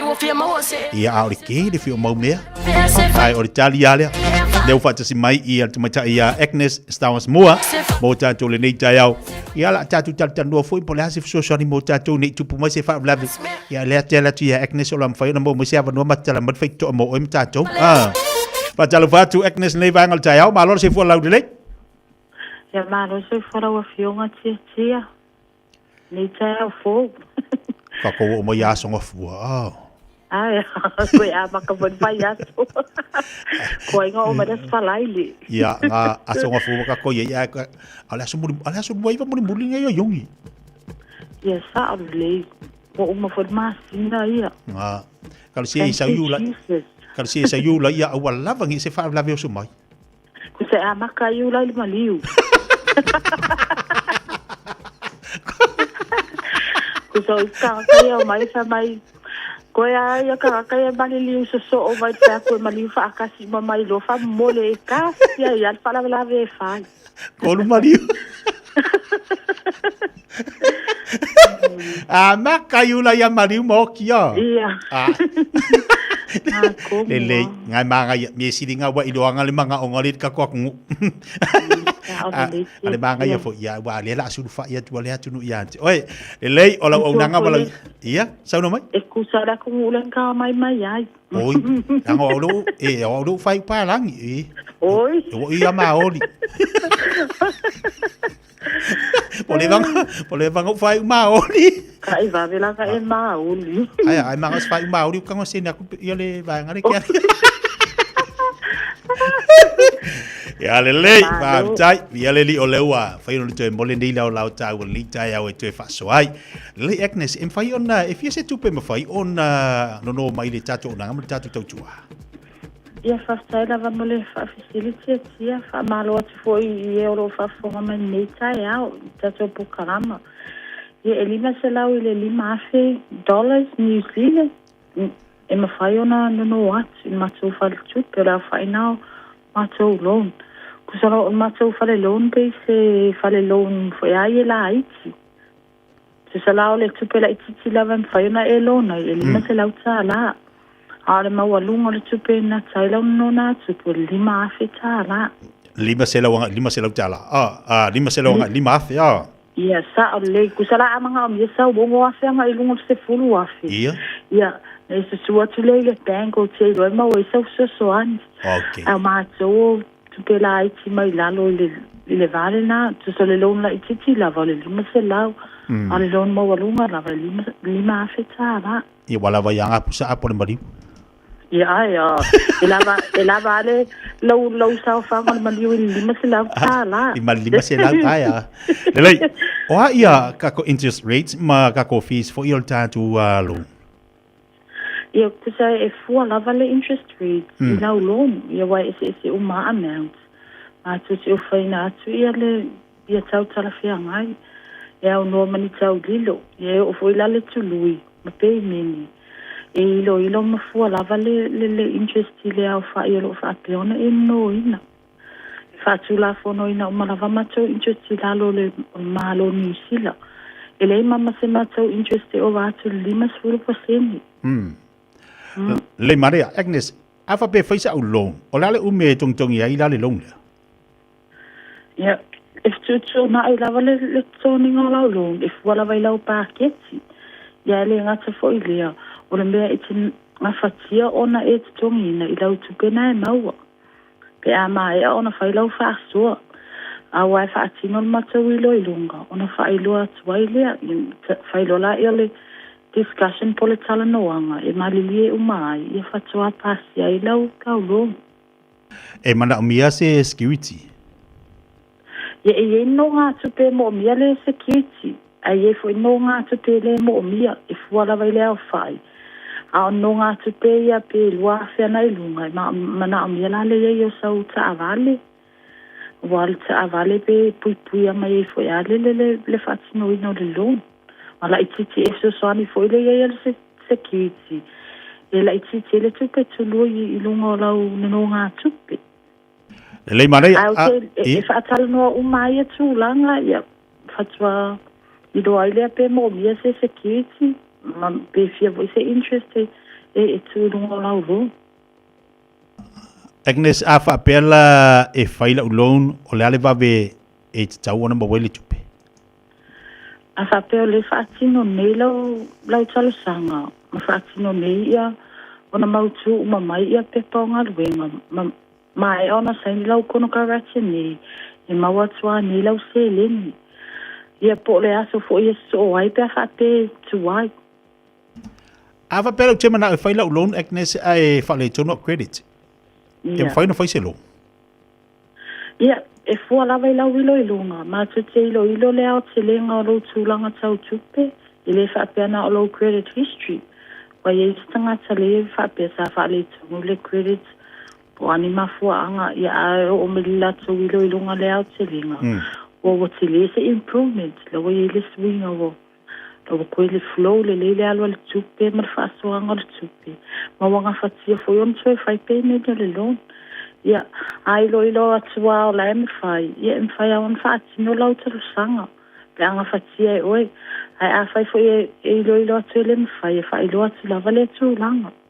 Alo fa tai fa fonga tatu wa tinu tulanga lo tu langa ani te walu te tongi no la ulo pe tupu se fa le tonu o le ase me tupu pe a fai ua fa ngata ona te tongi sa pe mingi oi ia va tala mo fa ftil tia a te wa ni fa le tonu no pe mingi e tai pe lava mato fa le loan pe o se mos fa tai te ngo se ngali fo ila ni la pe se fale tonu mana o mia ona tala noa fo e fafita uli e fa pena fo fale lo ai lo le fia misila o pe mini ona wo tele me fai o le lava fa so tu fo fa so ya na lo really mai ya tala no mai mato mo tu na ia lo pe mini ya na fai la ya no mo wa se mo so ani no o fa mama ade mai te mi fo ya ia o le lava fa so te le nafso sali te le fo ai ta ua le so ta yatu o ki lava le na le tala no mana ia ki lava le na le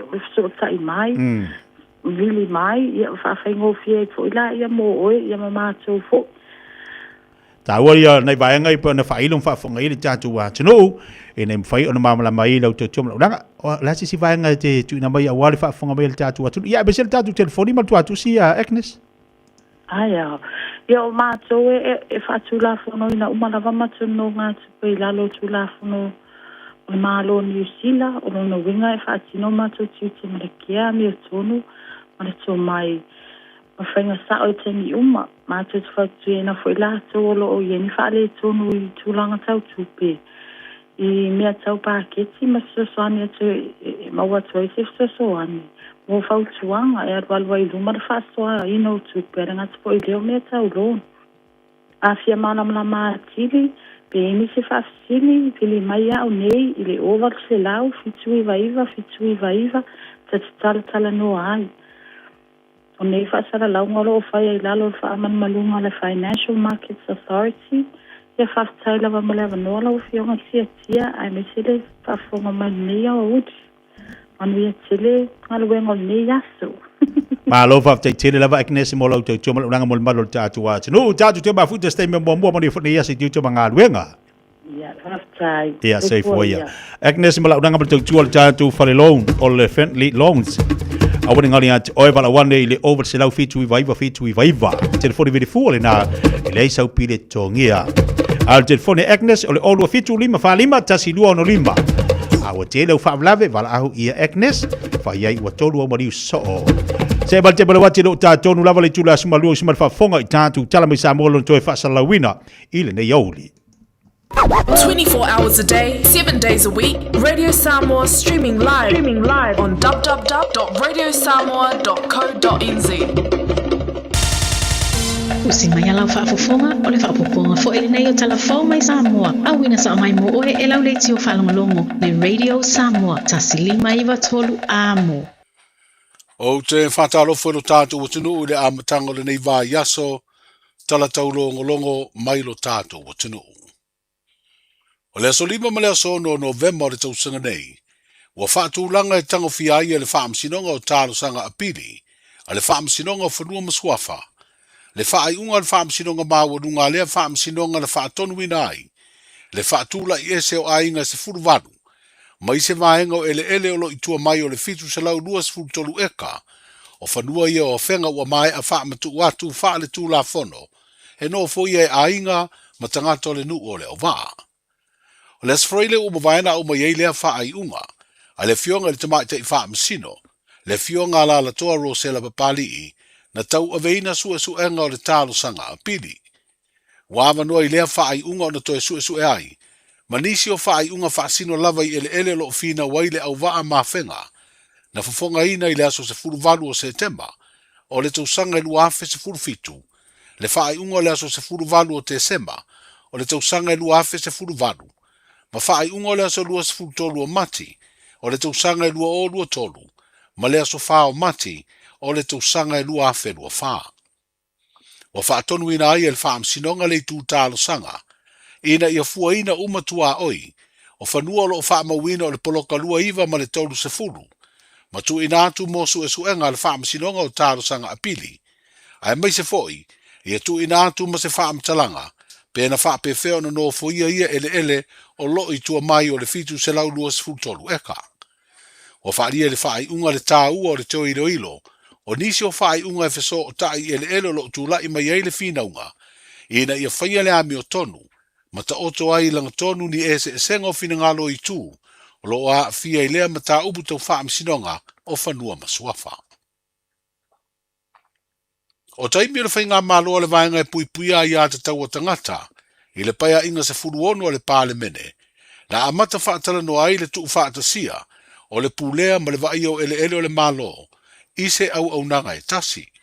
Ma sa wha au lea ngā luenga, I le urua I whainga malo o le vaenga wha upufai o le whaatua I le atua Samoa o tasi, I le paia inga se furu fitu, se ia o mai I le paia inga se furu valu o iei nei, lea ua avatu ai ma le tū la fono, e aloa I ai le whaatuina o le mtanga luenga o ele mafuanga whanua.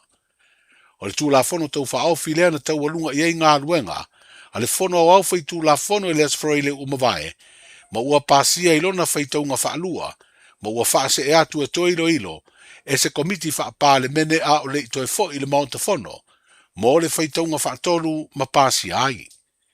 O ele sai le vainga le mtanga luenga o puna oa whaale natura ma si o manga, o ele sai le whaalaptonga ele a Samoa, ma whanua sai le whaalaptonga o le este te tausi, wa tuu whaatasia umai lea tū la fono, o le ai le vainga le mtanga luenga fou, o ele mafua ngā whanua.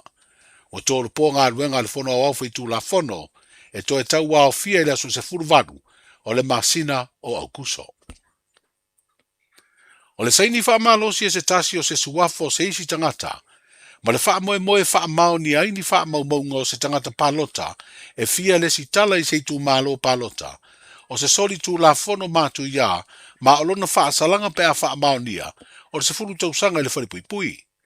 Peita I mo se tasi o tangata whainga ruenga le malo, sa ngarua e vesoa soani le lesi tala ina o tangata palota, a o lumana I le palota tele ia au kuso le tausanga umavae, wa whaasala le whaamisinonga le se lau ono se furu I tū la, e ngalue fua ai le societe le ngase le kanesa le Samoa Cancer Society.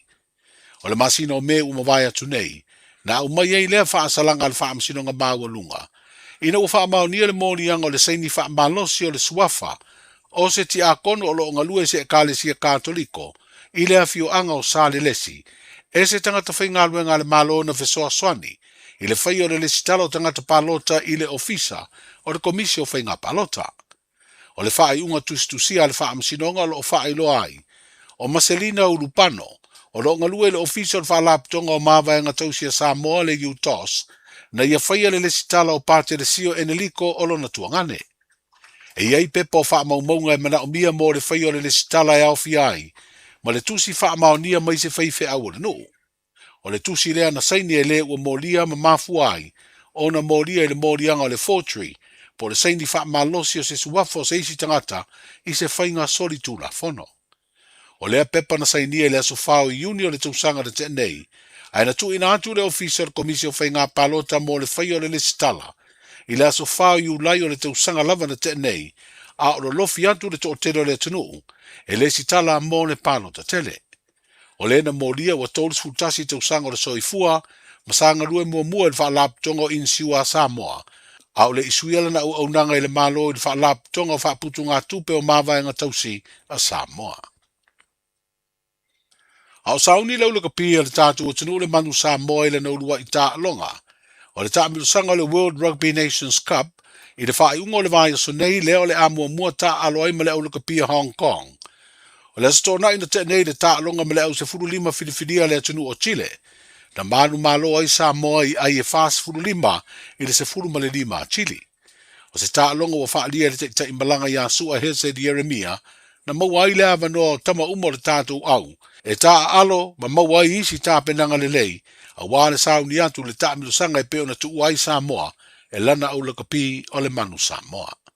Le la ua pavala mai ata o le whatinonga o le tātou au, ia sa tofu avanoa umatamata alo e tausini o, ia e le tātou squad tolu sifuru, ia sa whatinoa rolling subs, ia mawala avanoa ta alo e. I whapena fuela o tili lato, ia ma e le i ano te le tūlanga o le unga o tālonga.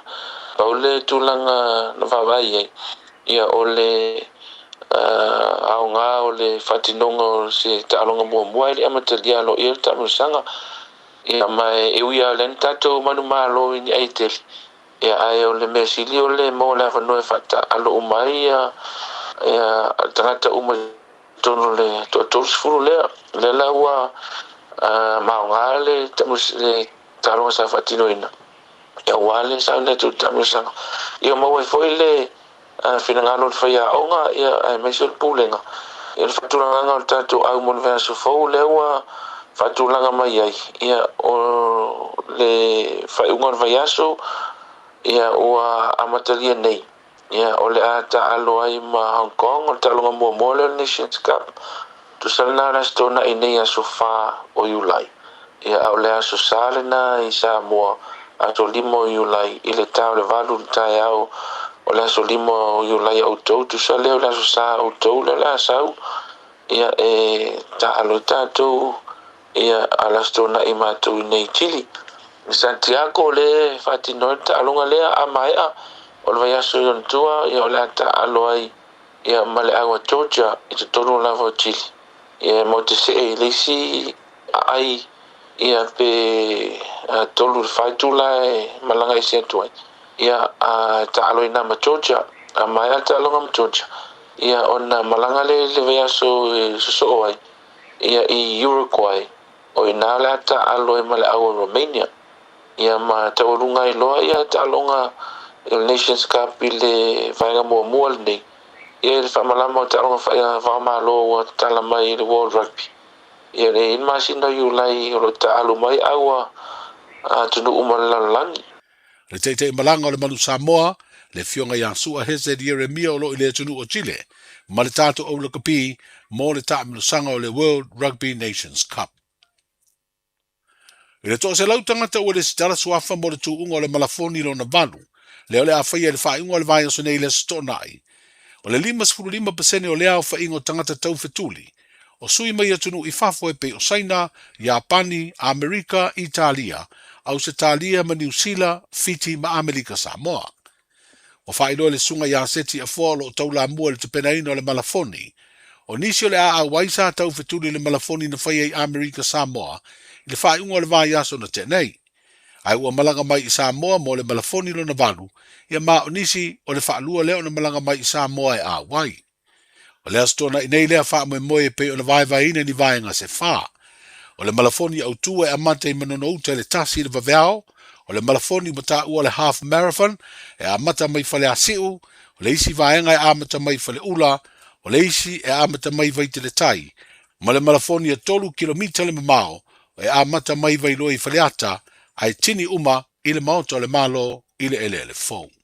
O tala amatai o le nei vai o sa fou, soifua. Pui pui lo a inga I le tau malulu, au e te whaatali. Whaatonu nei loa lo tui ar fulu, a whai ngono li mau tau sanga pe o vatu, pe maua o e singa se tu mau, mai tanga, po maua foiso o alo I singa se tau manawa, e ma whai o na whai a fua lo tui ar fulu, tanga iane I le upenga te whailangi, bookmyvaccine.health.nz, e vave toi whai ngō fie, mō whapesili manisi whamtalanga, really mai le vaccination helpline, o valu se lau, lua valu lua iwa lua ono, o valu se lau, lua valu lua iwa lua ono, po o le fono, o valu se lau, tolu ono ono wha valu, o valu se lau, tolu ono wha valu, e siri le puipuia na I lola tonga fitia, whai nei lola utui ar fulu. Ta lofa lava, o le siu fofonga le nei o Samoa, le Radio Samoa.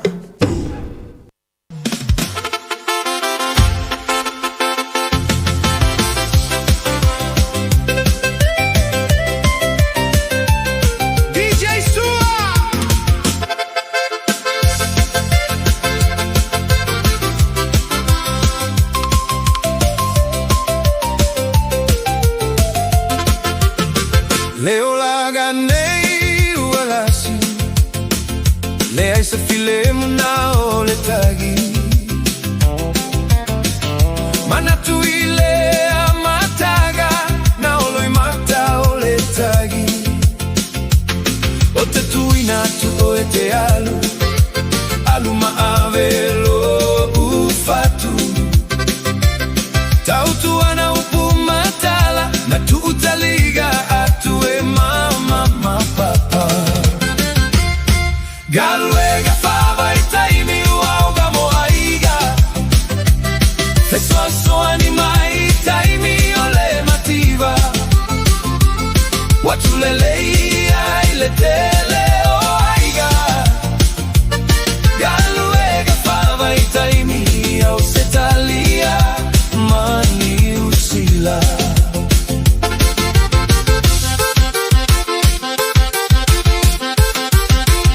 Malo le tau tua, malo le ono sai Aua le fa vai e ule le tali Tau tua na le tapu aiga Anai matua ma aiga Ia te uilo loto pupu ma fotuaga Sata uia I ta penaga o la umalaga Ia e mawale loto mawalalo male alofa Famo muale atua e pui pui lo ola Galwega fava I taimi uauga mo aiga Fesoaso animai taimi ole mativa Watulelei ai le tele o aiga Galwega fava I taimi au setalia mani usila Galulue malele falo golo tiga Ono sa ile malulu male bebela olela Ele se mea taugo fielo o tou a fuliligi O Mariana olo o Sicila leali Uso una matua fa fine o tofia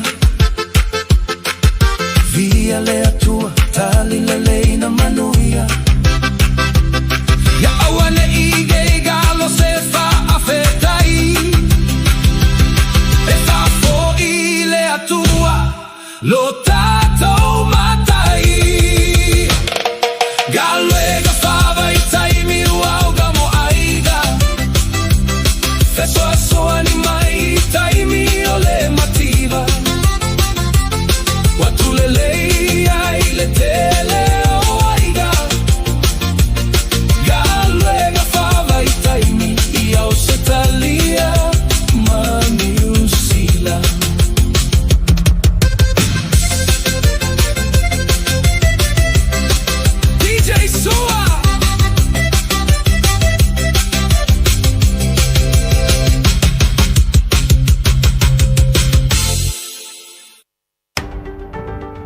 Casa Beds and Appliances, o le tali o manaonga, I o loa whaatotonga ilo mauta, ini taulelei, toi anangata, le mawai moenga ngā o si tutona ni usila, wha apese tino fōa le potumalo lo, laulau ai manafoa, TV, la au pese, usa aisa, masini tā lava, telefoni Fiaviai, maisi. A fiu ane loa I le whawhituwha Great North Road o tau, po le tolo fituiva Great North Road I Henderson, le Casa Beds and Appliances, telefoni ovalu selau, lua lua lua, lima whāwalu. O walu se lau, lua lua lua, lima whāwalu. O fia maua sau ta avale po sau piki apu, ai tongi ta I vaiaso, lua vaiaso, pe ta I masina. O le sleek cars o le a maua ai le fsoswani.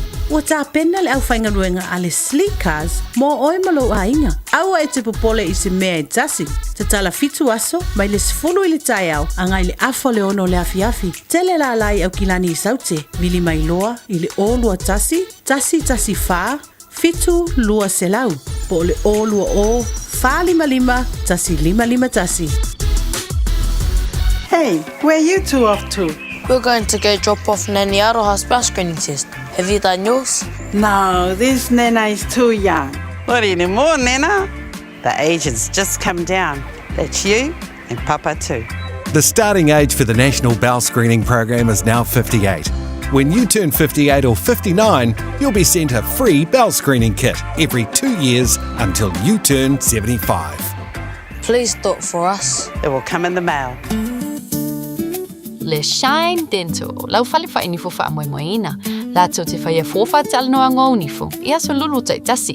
Tele e wala me whai ona tutongi ai lau tong fitinga. A fio mai loa I le 5 Great South Road Manukau, Beverly mai le 2 ono onu whawha, 2 ono onu whawha. Mo le Shine Dental, e ia inga whapito. Tala whalawa o le siufonga le neo Samoa, le Radio Samoa.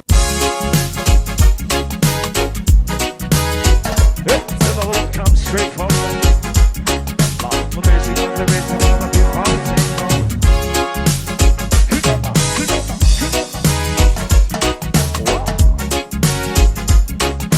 Sing for the minute till the sun goes down.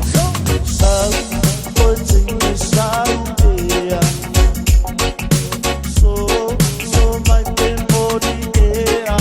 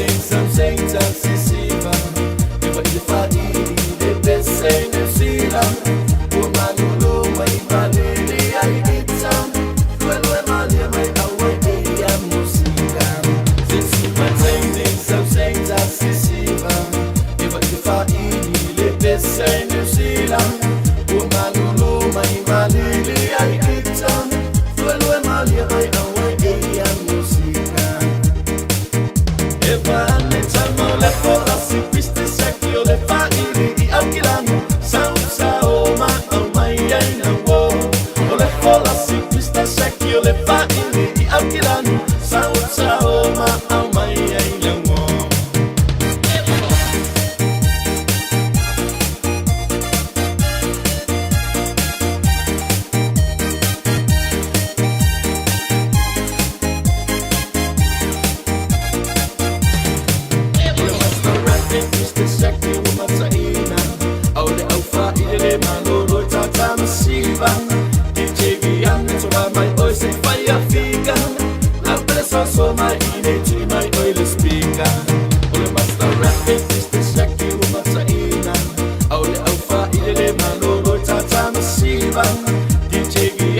fa mai oi se fai a figa la presa so mai ine ci mai oi le spiga e va ne chama le fola si piste secchio le fa i alquilano sao ma au mai ai na wo o le fola si piste secchio le fa i alquilano sao ma au mai ai na wo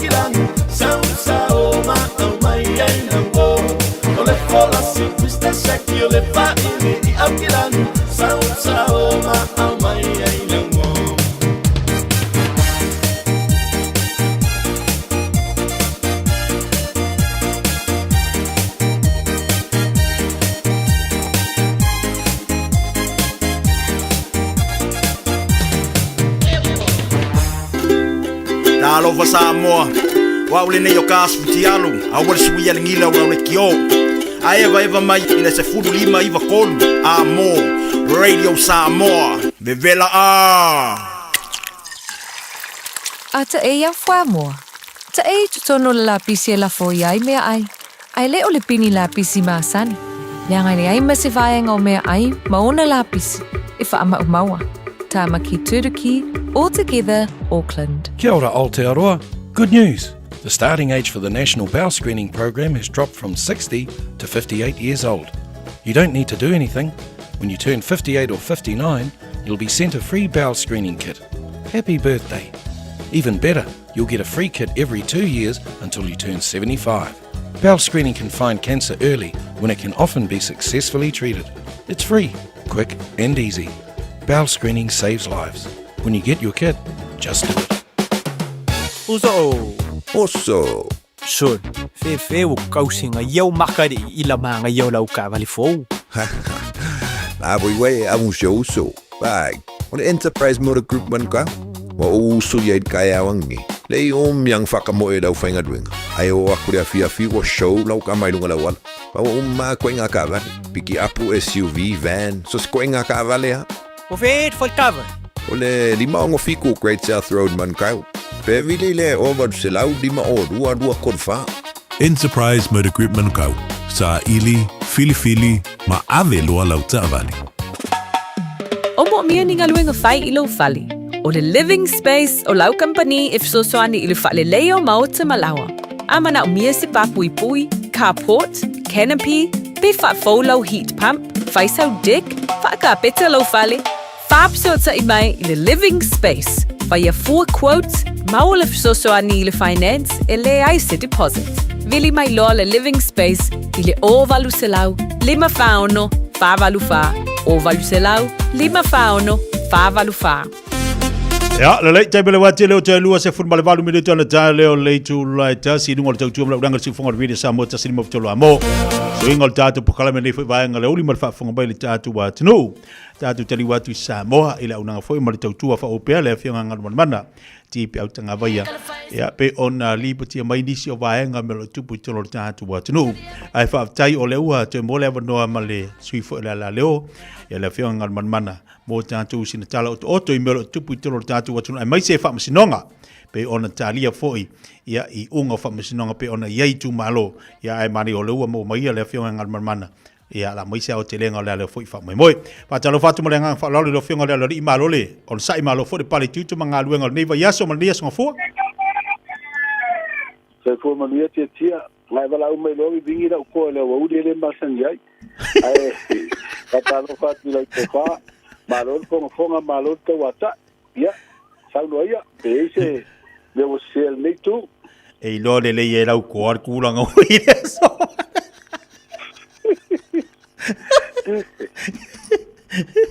le ya ele to pose li lo fo ile le o fionga ngal man tu langa pe ona tali ai ni sio ungo fa masinonga ai mai sai tu malo pe ona talia ia to manga pe ona ia ia fa le alitasi a me se fo ia vai monga tolu ai la fatuela o fionga la se tu langa o ia ia ungo ni fa masinonga pe ona tali ai I tu malo te e tu malo yelua.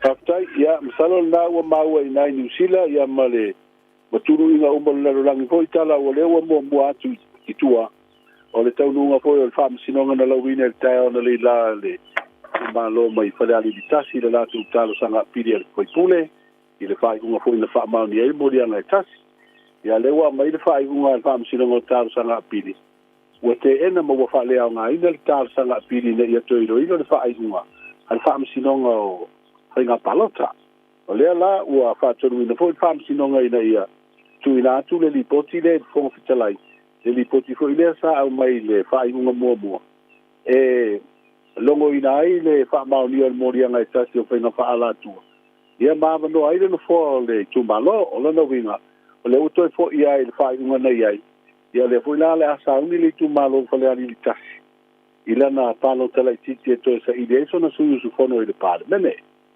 o le mata upu le tu malo vai mo nga tolu le na la wina le afor skul male luo le so ya ude le so I Samoa ia wa mai u fa ma ni mori ana se kulu o fa nga fa la tua po le bribery na tua ia le na tangi ia le sui ko ina fili mai palo tele titi le fiona ia lauti mu ia wele se va ai fa pena fo ila ile tangi tali po le counter petition ale fionga la uti muia na tua ia I fo I morianga o whainga wha ala tua le fionga ia tai o li seu fiti ai masu wha maunia tua I ngai wha po morianga wha ia ma ua wha maunia o mai morianga o whainga wha ala tua whaasanga I le na tangi ia ma le fo ina whaasanga ia I le tangi ia ma ua papenao na solo ia inu fori tu malo vai maunga tolu ia vale ato e foi le tu malo e fili era le palo tele titi sona suyu su fono le pale bene e mata watula o le o mai umafa unga ele so o I wo umana fai fa unga fale ali tasi ya le woto e fa mauni mai ya tu mau fa unga na no winga la pi fo linga mai a o se tene fa ilo ai ia aso foi se palo tele titi no winga o no fai fa tasi palo tele titi tu malo ye lua o vai maunga tolu ia ma fale ali tasi ali tala na tia e pena longo mo atu el failo ao ia tulanga na ia fa masinonga na lua ile so fale ali tasi o le tasi le mata pu le vatelinga mana pe ona tari fo le mamado le atunu ia e mai so tulanga le na to e pili le ele fionga sui fai pule ia tulanga pe ona ili unga mo ia le fu to e mai ia wa fale nga ina pe lo no winga wa se ala ia le ia fale ali tasi ile tulanga pe ona ye e ina ia inga foi lea mai le famsinonga le unga pe ona ye ile ia fala litas wale to e pili ngal man e si le fio foi le tulu lo le web si di mai le talo sanga na pi le talo sanga na ave sa si di mi ai ia le o ia o ia tau fa vai o le sui fai pule i le fai unga le fam sinonga o palota le na fa mauni e le morianga o le tulanga i le vanga le o le ia tau sa fa sino le tulanga le ni mori mau fole na o atu e tali i mori mau le tutangi i morianga le na so ia ai o te loa wai le su e le lau tusi le ia i le fai unga ato o le moko awo o mai le fale vane le tuno o te loa wa le wa fale o ngai na ato anta sanga le na me fa sei lo ilonga no vinga la le tani al fam sino ngota sanga pidi ia malesi tu o le sa tu ia fam sino ngota pe fa tu out le voila na ave le tar sanga le si va na te lo voila a fai o le wo te na ato le tar sanga o no vinga te na umbal va na sa au fi todo el tar sanga to ilo o le mata mo foi le mo si le fia o le o matalia el fam sino ngota sanga to ilo el fam sino ngama voluma la to te suena ai sa te lo foi le sanga i de suena na pe ei se malo si anga faltu la pono el fam sino ngala na te to ilo ai se fa un fam sino ngo foi nga palot au wa tu la fono foi nga palota o le unga o mai na fam sino nga palota pe aso se tangi tu i ngo foi nga pa ala tu o le muta anga na o le mata up peita ila o lo ta sanga le na wala tu ilungo o le tula fono fa vai o no tulanga ia tau ia wo ia ma le tulanga vo le fa pe o fa tu au fa masinon ale la mai fa uma o te na uma ta sanga i ona vai nga uma to fo ia ila lo fa masinon ale ma na fa uma le u fa ma ni ai mo dia nga tasi o finga fa la tu ma ba no ai le no fo le tu malo fa le ali tas Malo faftai ngal man lewa fa fongal tatu watunu ina i tu malo ye lua lo winga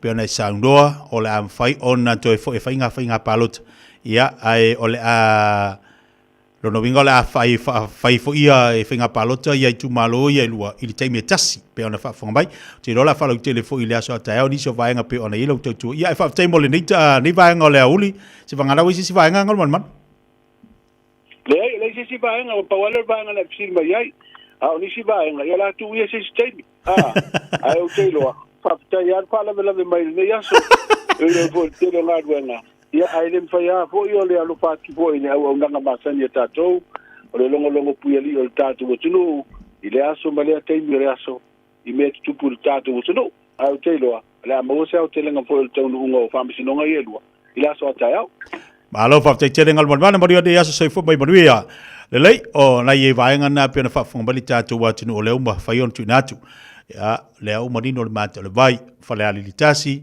fa pe fo ima vai mo tolu lono winga le atu fa nga palota o uma na le wa mau mai ia le unga o vai mo tolu o le atu fo fa nga palota ia wa fa maunia morianga fa maunia me uma pe ona yai ia le famsinonga ali tumalo vai mongotolu fa pena fo ia fale litasi e fa ila vai mongotolu apio fale litasi wo leva telen tali al tatu watno ia leo amaile unga famsinonga ile so ia ua fa le ngaina no foa pe ona se mai lantu fai pole ia on semo ia mo le tofili tumalo fale o fale litasi ia on sa tatu talo le li so san mai ia te tolu ina fo ia tofi tumalo pe ona ia se e tono foa o le tofi fai pule tono parmen ya ale wato e fa fo tu on onisia ma tu la fono ni se o vaenga pe on e me se fo tu la fono pe ona ye tato o le ala lisi me o tato o talo a woni e sai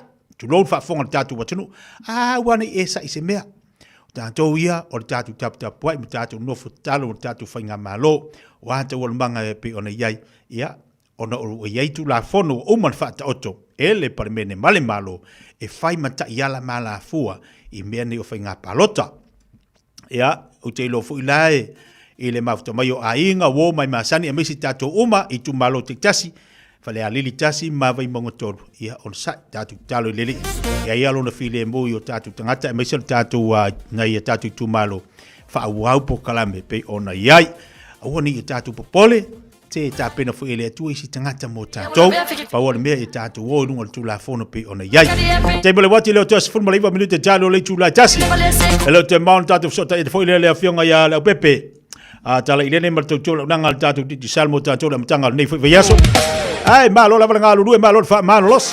Ya tu no to tali wati tu nga lu nga. Shake it.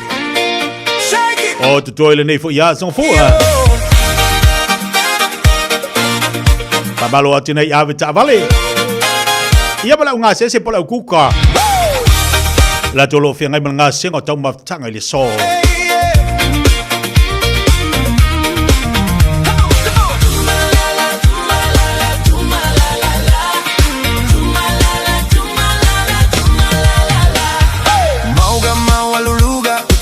Watau fai pula Oloia imale vai ele kau kau ele polo kakai luga Suga e tate no nofo ile malie o si uloto E wila na e fai lele ai fai foi si o feo lolo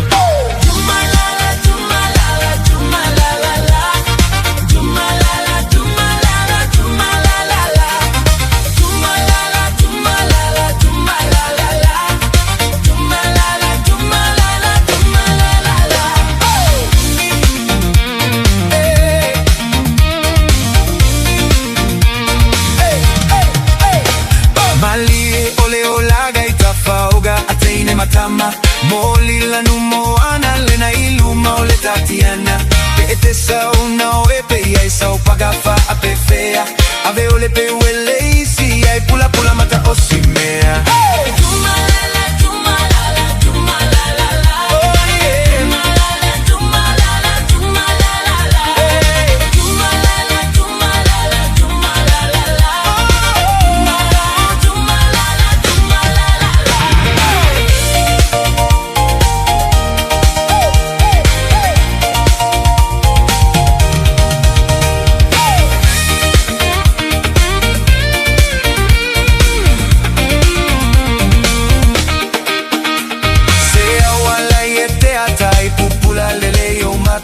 vai si teine manaya lena e tutu yo autafa vai ai talo fafa ai vivi ai lo mata au ai te mata valea nei te ua mawele mato masta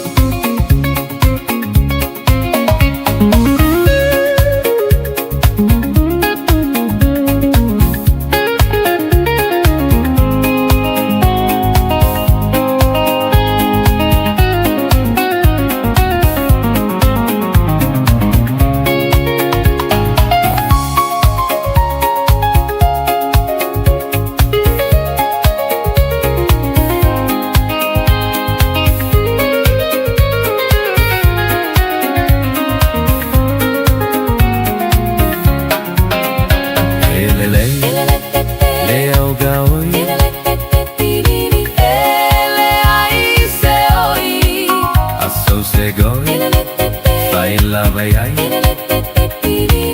ma o e pea e masani ai ele ai se pepe e gaoi so se mea ile o fo mea malato vai lei se lea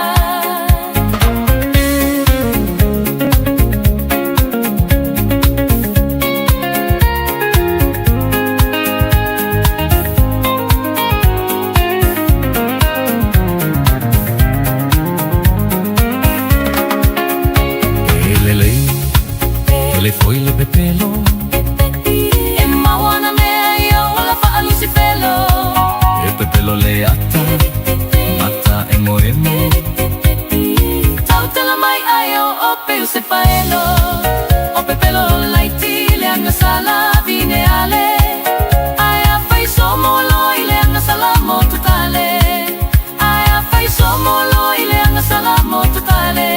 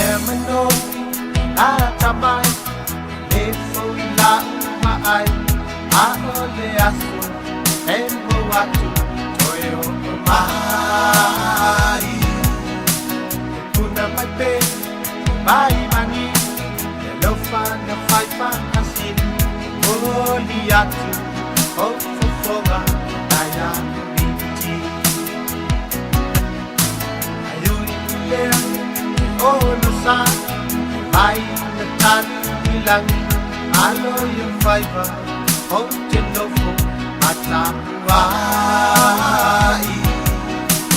lalo lang matalang suwiayo umatan ako le fiber so ilalo masiyasi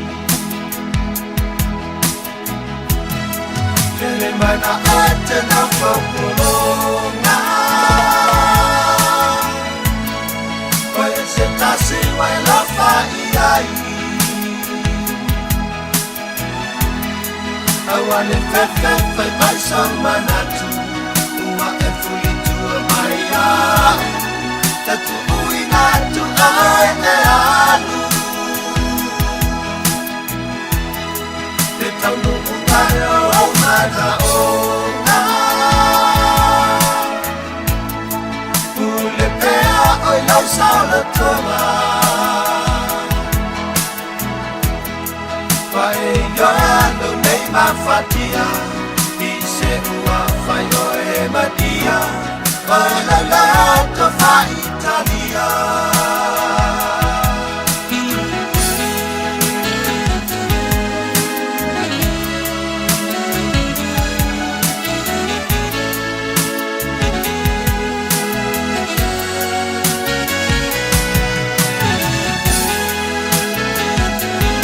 Ari se tu fale moe. Musika la be fa no fi mu wai le ule le songo fua pe na baba ia tu le matungo fi. Ya sa ulava mo le malulo. Le mo tatu so ta inga mo le songo le polo le tatu compagnie titi sel. Le fionga ya la pepe. Ya ai woni ngali atu e vala wani le odu tasi di mon tori tori fa fa. Olo tasi li bon tolu fa fa telefoni na sunga li pule atu nei si taimi to evono mo yele sunga li pule to mo sta tu fa tanonga ya mo fo ile se avono mo tanto alo la ngalu due ma lo to wa tai ni so la tunu na o to tali watu ya wa fo tu ngo to pua ni so la tu na o ta penatu mo ngalu ngo le uli se pa iste mo le po e foi la tu nga wa anga ia tu e tape de pena mo nga ruenga la tou policy fi po pa lo fap tel fat simai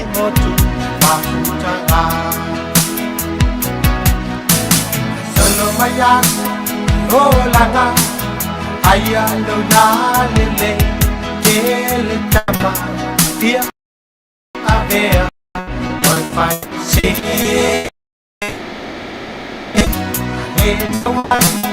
Alba na mai oas tetiane tu mai ya ole to telo ila to lo mafuta mai le yaso ana ya tatu tamam tina man tua ele mfai lava no tua fo ile to telo ila to le wanga ia tu le anga i mai mo Samoa ya si mai nei tatu ai nga nei tatu na ma tatu tau na ma tatu tulanga pe ona ele tau malulu tatu fui nei tau ona tatu va vai vai le la e mone tatu ai ngai malanga mai e mai se to ina malo mutua e isi tangata e o lo tau malulu e mai se nei tatu matu o lo Samoa yo lo Samoa ai sia ona le tau e ila ni so ila tu Samoa le malolo si o to ina malo mutua pe ona o Samoa ai au mai ni ia no fono ai ona le o tatu Samoa ngala telefoni le ole e tala e live ilia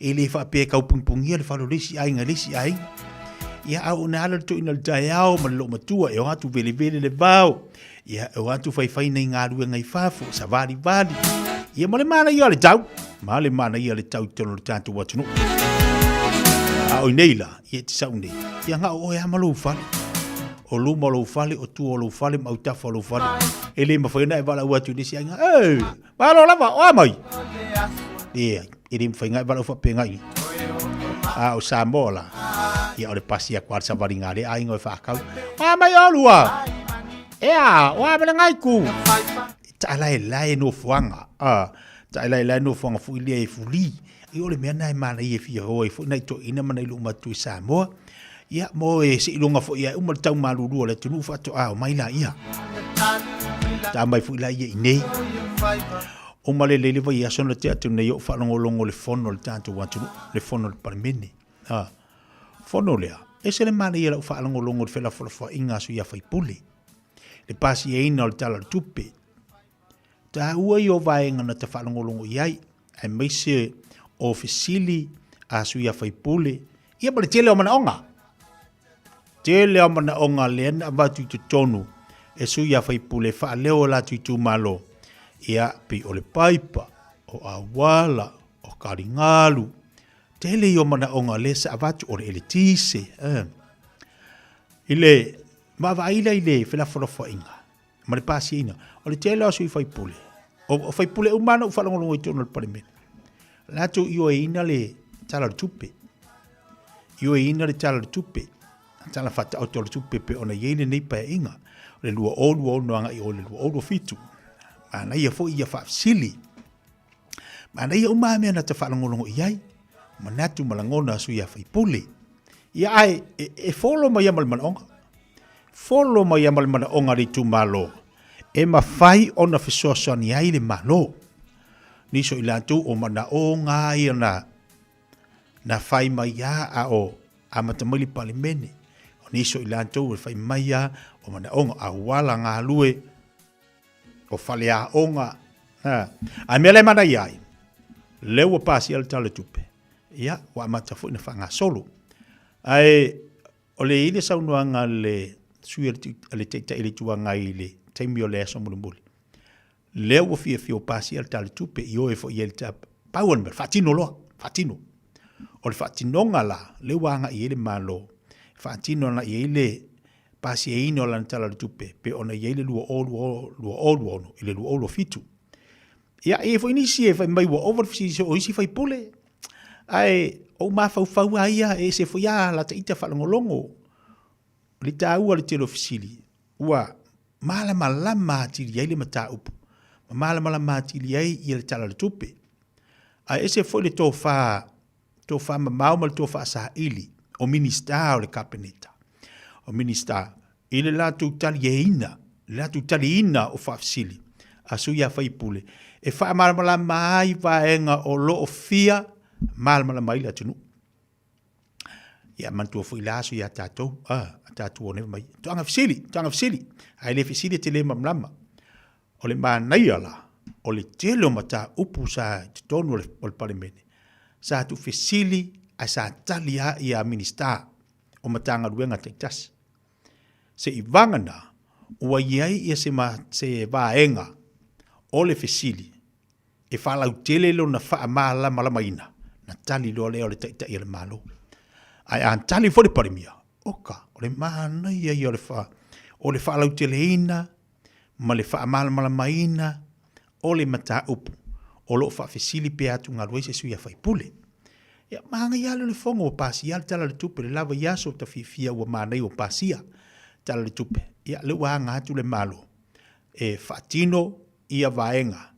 Na ngā ia le lantu wha i whato whala inga. I le tala le tupe. E o fo ila le ministau tupe sor. Tali fo ile ministau tupe. Ia ele afionga le fai pole po le afionga ia ele ministau tupe ia na losa. Ma na ia le wha malama maina le telo vaenga. Me besili nam taua.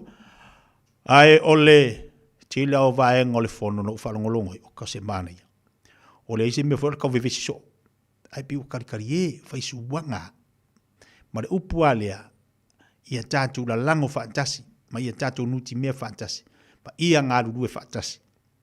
O ila le tūlanga, le ale tūlanga o ia le pasi ino le tala tupe. Ia wa ngā rurue whaatasi, ere whai ngā malo, ai maisa suia whai pole. Ma ia tele le fono, ma ia whaaftai fo ilau te talo mo le tātou watanu. Ia ua pasi ina ele tala le tupe, o le neitau sanga, lua olu ono, anga ia atu ile lua olu fitu.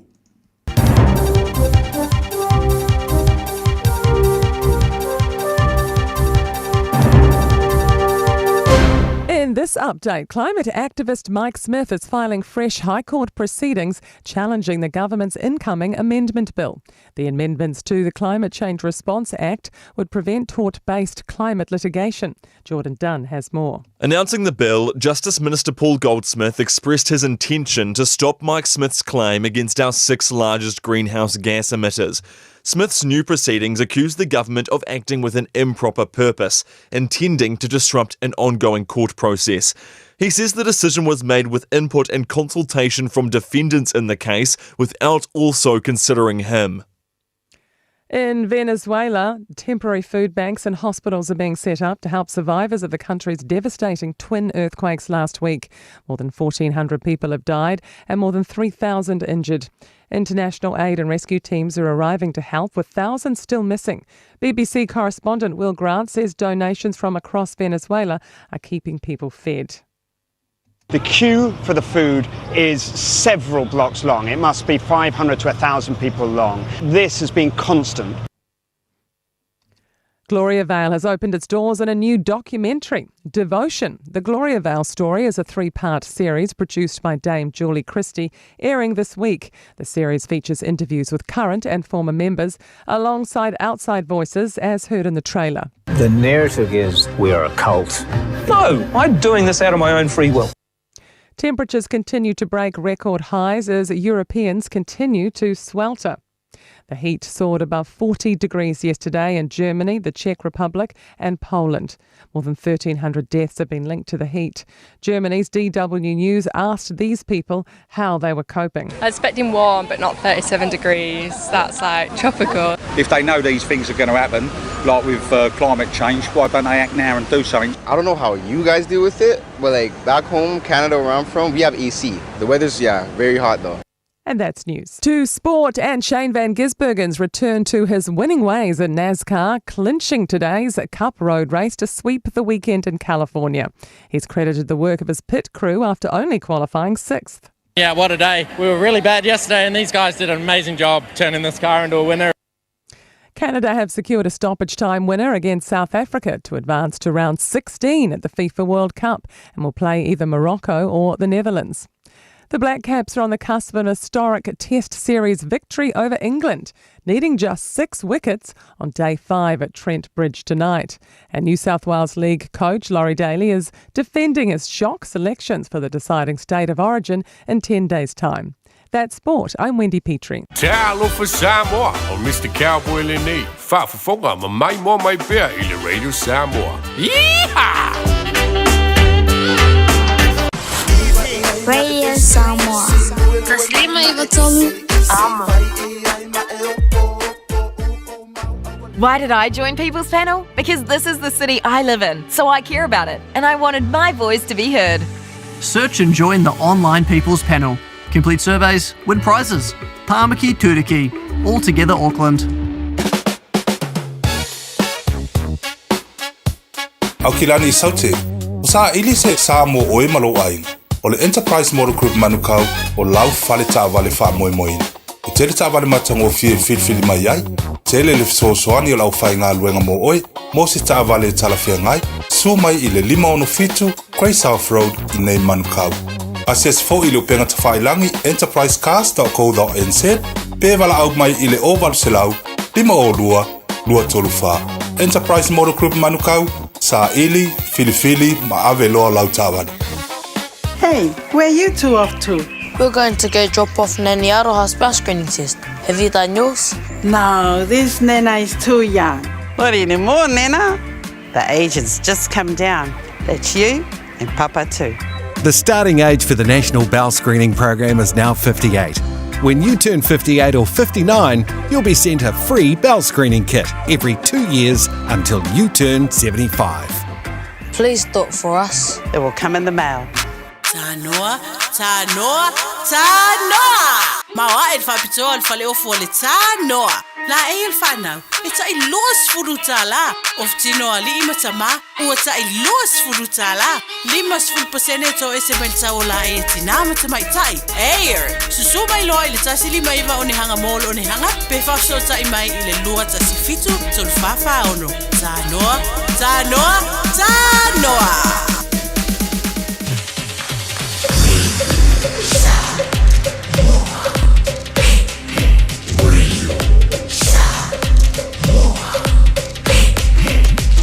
Taslima Ivatolu.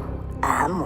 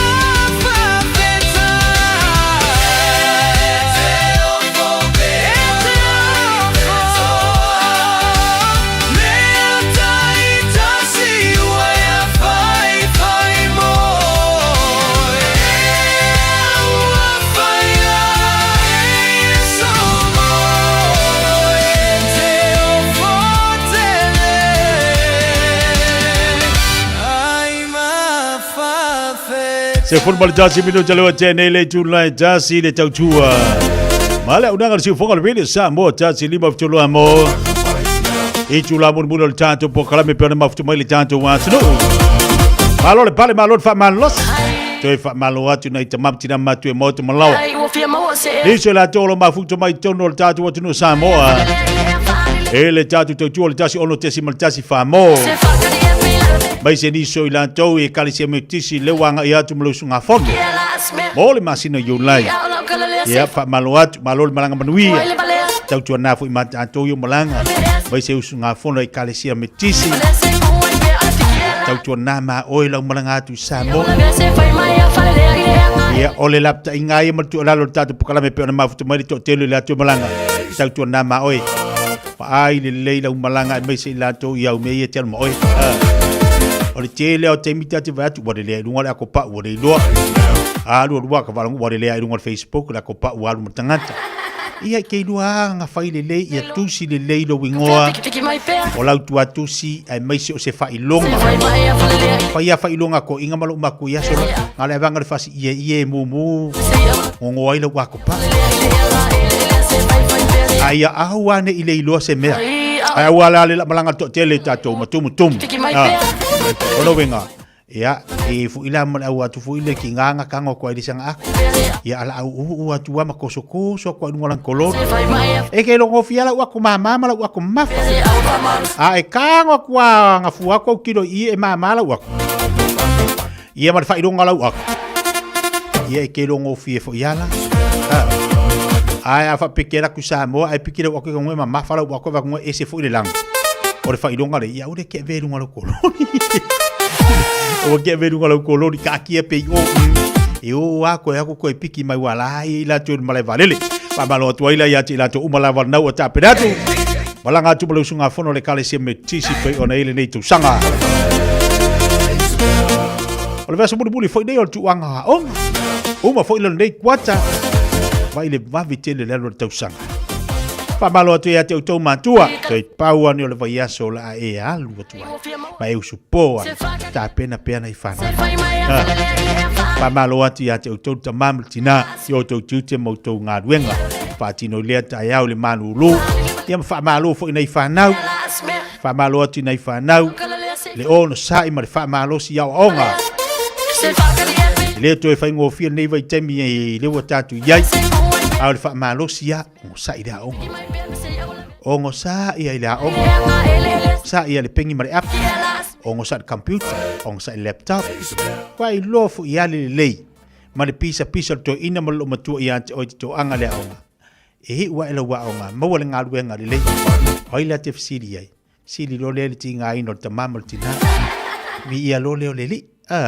na vi ia le li i me la ta pena mo oi ai ol nete on sa ita tu tumutia onga pai fo tanga tamatu tua o tumutia onga matu a tu pulanga lai o tamaitia le ila lo le tava fo ilo le lima kausanga o le fa kausanga pi o kama fa kukunga kanga alu akulunga le ongo sau le fitu sau le valu e fiu a kau fa ku o ka o kai ya la ngapu o le kai wa papa mai se ekir kama ki fu ile ya kai pe fakanga eku ia pe fakanga ui mai le vai ia ngai wale ngale alu dao ta tau la matutua ele tau na mo le vai ngana on sa ile aonga fa malo si le aonga le foi la on le tu sanga te bele wat is fu malima minuto lo chene le Julai jasi ele tau tu la udanga si fonga really Samoa jasi lima iva tolu amo pa malo ati ati la to umala vole na wa anga iatu mo nga luenga to to le nei fo yoli afale Julai jasi yan tatu to te riwa fo ile la unanga to tu le fenga le pepe wase unanga ma se tau tu mo tanto ile amtanga ole nei fo yaso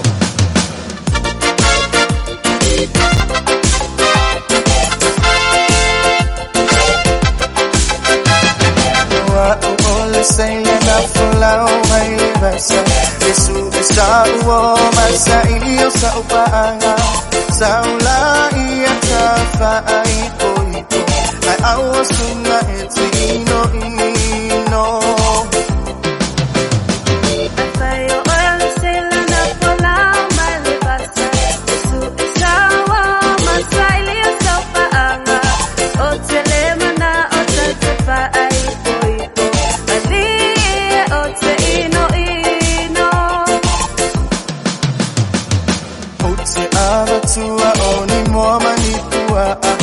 fai umamai tala olo umanga saula ia tafa ai poipo na awa sunga ete ino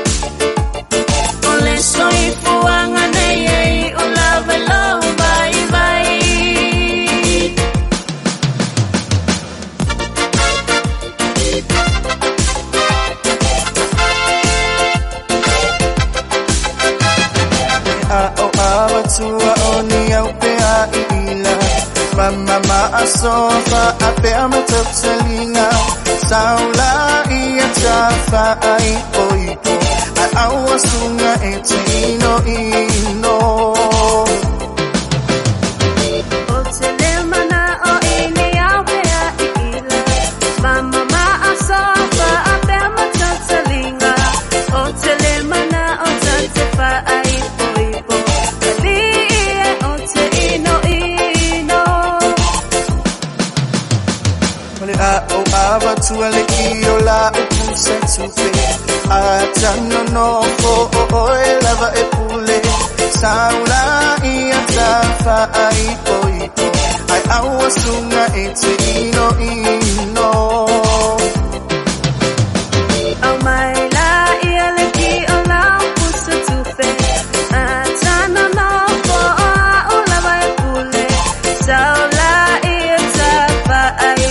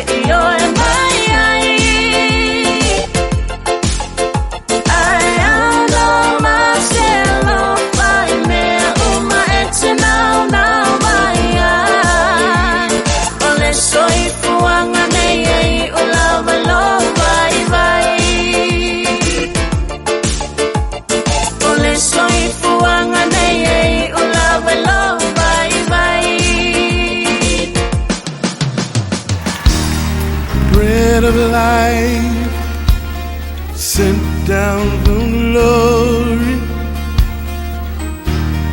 Many things you were on earth, a holy king, a carpenter, but you are the living word. Say it now. Come on.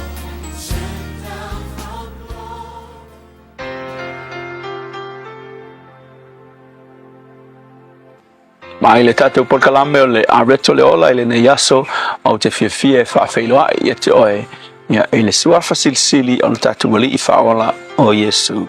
O le e perulon mita upe sifultasi alfa upe valu e whapea o le whatuatua na ana I apera amo ina ua wala awina o ia e alu I le mea o le a maua e whai mona whanua na alu foi o ia ele iloa po o fea e alu ia I le ungal fai upu fai mai na alu o ia a ele iloa po o fea e alu ia a le upu mo o ile asu le nei o le whaatua tuaina o lona whaamaoni o le tua o apera amo na fola ia I le tua ia mene o whaamanu ianga O nei whamanuianga e whato a maua pe a whai e alu. Tu ule mele ngofuai ai alu. O na alu leo apera amo whai mai e alu o ia.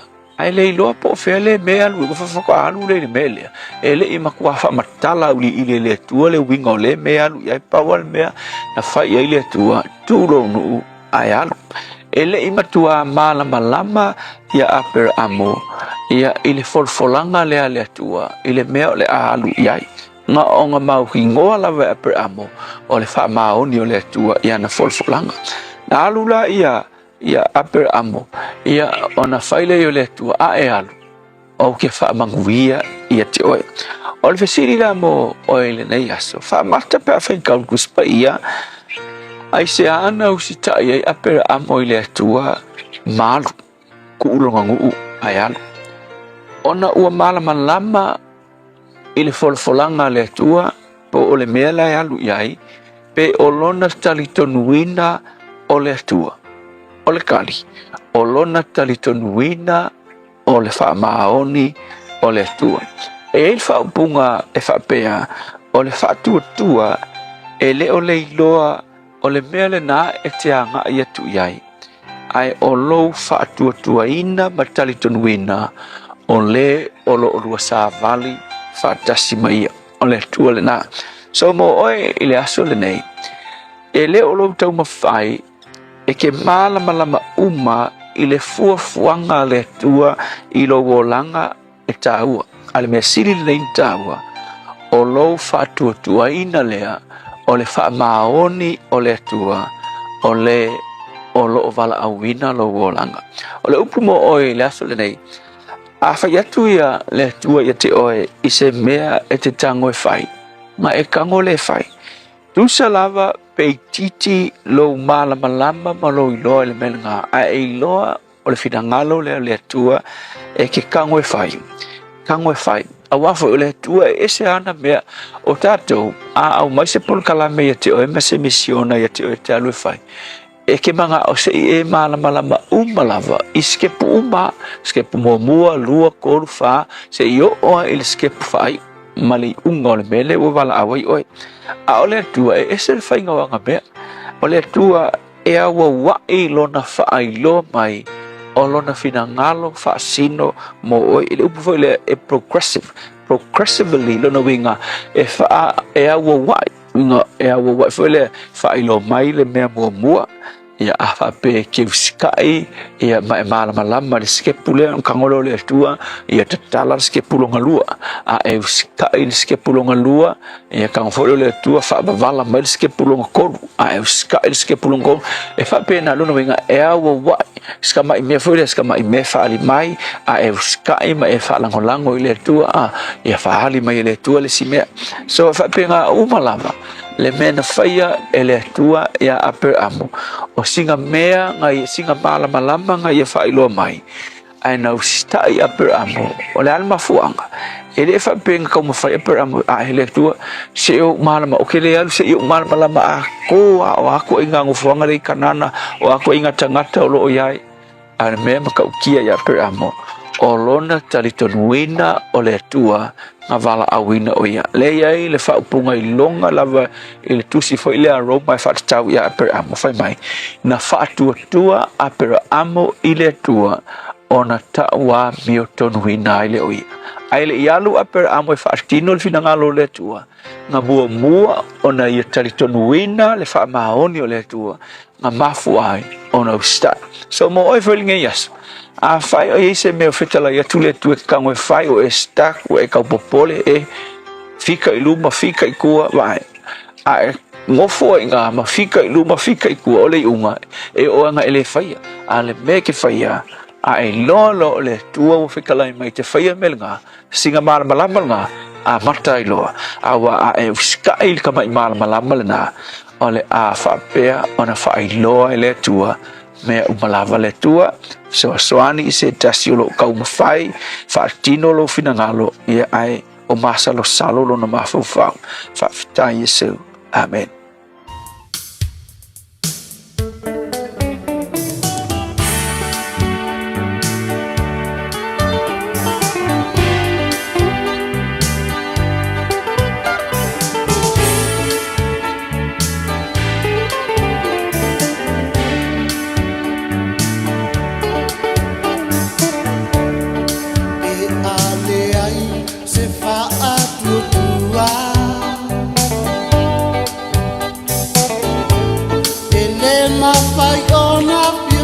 mai le tua e au I tangata umalava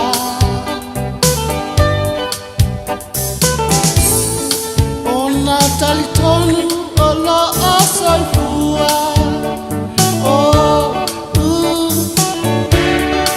ole melino le sa na tia wa faalia o Yesu che risole alo le tua e me salilo le da o la mima yana mua wa faalo mai le nganga faia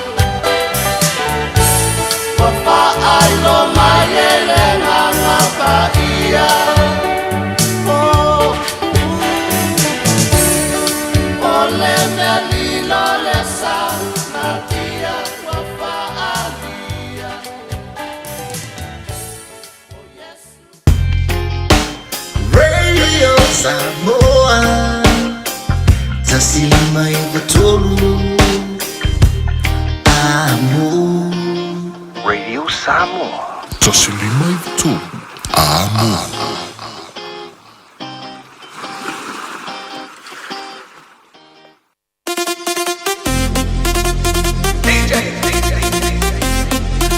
Ole tatu pokalame la reto le ole pene fa fonga ma ia ile nei fo ia o uli no se maltembe le wati do after nei to light tasi ya le na fa fonga tatu wati no ma tengo fil fa solo upo le tu mo tanto le nei fo ia so au tantu ye fa ma eno tu manga wenga ole nei ia so fua au tantu sa valinga fo le fo tu ia tu mole masino yu laila to ya wa le tu tasi le aso na mai ale ole nei masino ai fa taile tu le mo le no te fa fonga mo tatu fa ngolongo ile na upu la fionga le tu le suru le yo tatu vai ma le mamla mo tatu wala tatu sa vale fa tu tua tatu wo mo tatu tonu tatu fa tu tua e ma fai me mo le fantasi mai le tu te le yo tatu mo onga te le foi me tatu tau na wo ile li tatu talo ile tu so so ni mai e foi temi te fiu e whakarikari rau kakaro. E le kari mai lea tu. Ke fiu e whakarikari pe e. E si kai mua e arua rua i e koe fo i ane mea kuai. I e whataritari pea. Whataritari pea ma le ono sai. Aua e te fiu ngō fie. Le ango le tala no mai le upo le tua mo tātu le uli. Whatua tua. Whatua tua I melo vaia. Whatua tua ma taritonu e tāpena le tua le teimi ma le aso. Tari e o tātu mana. E whai vāwe ngā le tua ma fsosani mai. Wha mālolo mai fo le tua. E mai sea meni o ma. Mau alo tātu I mai tu ngā ma mai tātu te ilua whai mai wa fsiringi eiru tātu wola. E ana tātu whape e. ia le li e whaamalolo mai. Whaamalolonga le tu e saudu tātou te tonu mo tātou whaatua ia te ia. Saule o le li whaamalolonga mo tātou, ia tātou lolo la ia ele mwhaintu la fo ina tātou ele tua. Ai whaafitai mo le upu fola le li wa whailea ma whaamalis au mo tātou savalinga pei ona iei fo ia le nei aso. Se valtea le wati leo te luas fururua minuta na tāle o le lusi marvaru minute o na tāle o le tu lai lua. I lunga le tau tupala uranga si ufonga le Samoa tasi lima vitolo amo. O le tātou poklame nei whaivang o le oli. A mai le tātou pese leo na tātou si atu le watu nisi o tātou whaase silanga. Leo tanu mai lunga o le tātou tautua le amtanga nei vaiaso. Ya e whaamalo atu lawa le tātou a tino. Tautua nāwha i mātātou o lea ua mālulo mō tātou mātua te piki nei te maiti. Ia, ua tau fo ina iti e o e te nofu no whai. Ma avi malu palangia ke pūrupura i tono lau tāwale. Ma wha mawhiawhia au tō tini. Nei te wa e maua wholo. E rei uma ia le onga nei te maiti mole nei kuanta.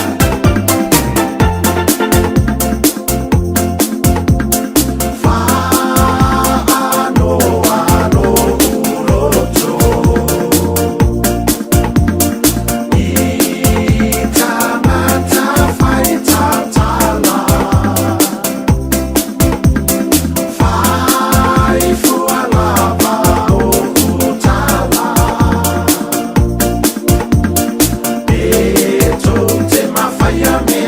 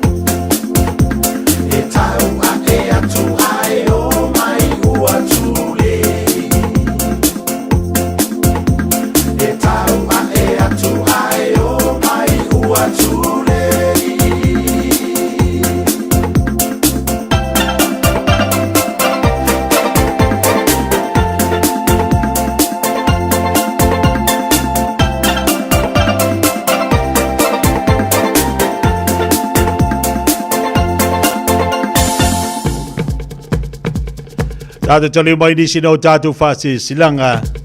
Ia, leua, tanu mai lunga tātou po kalame le fo taimi o le oli.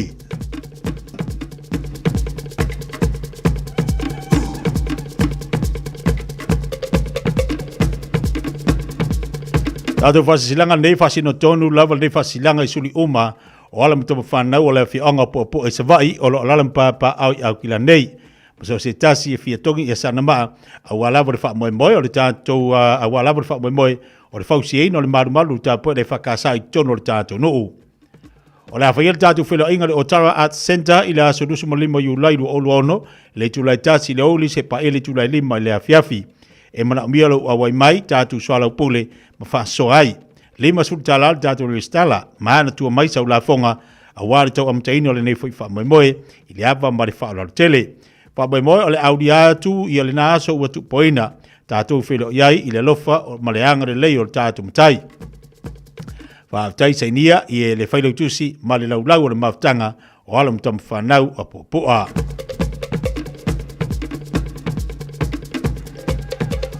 Awane ngalo sau tusi po sau awane ngalo sau tusi o le tātou songa mo le tātou wawhirifili. Tātou rominga na lua o lo iai le tātou fisanei. E mau ai a wharupenga sa mo I sifo tui le mamnua. Ia wa pefo I tala tuu e te mau I tono le tātou tusi na lua wa pefo I alanga upu. Tau o tele lea mo mtafa yo yal mtai le whainga o whaarave e peo whaiponga ma leu ma leu singo ainga. Fsile whainga paolo, si I whaalalo, whalangingo I kalesia ma telo ngana o whaalolonga. O leo o mau o tātou tusi.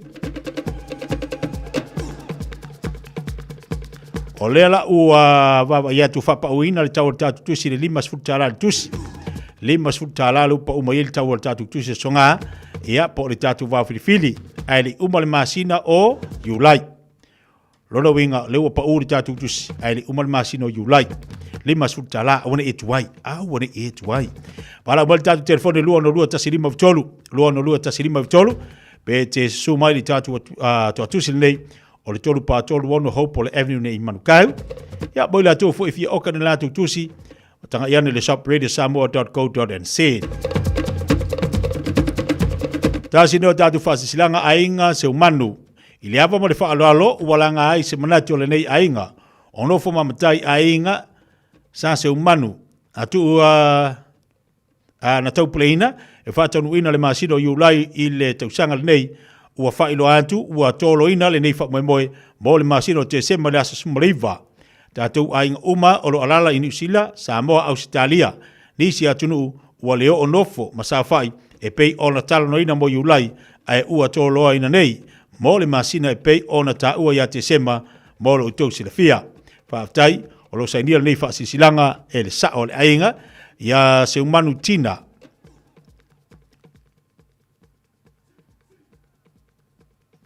Ia se umanu tina, se umanu ana teni, se umanu lavaele, se umanu Ioane Wikilifi, Ioane Tusani, se umanu vaosea a John, ti a whaaftai a John, ti a Sione Tolu, Ioane li antaua, fono ia ta whaonga o whamuina, pelesi se umanu whawila ma whapewhoi maongo tia antalu sanga.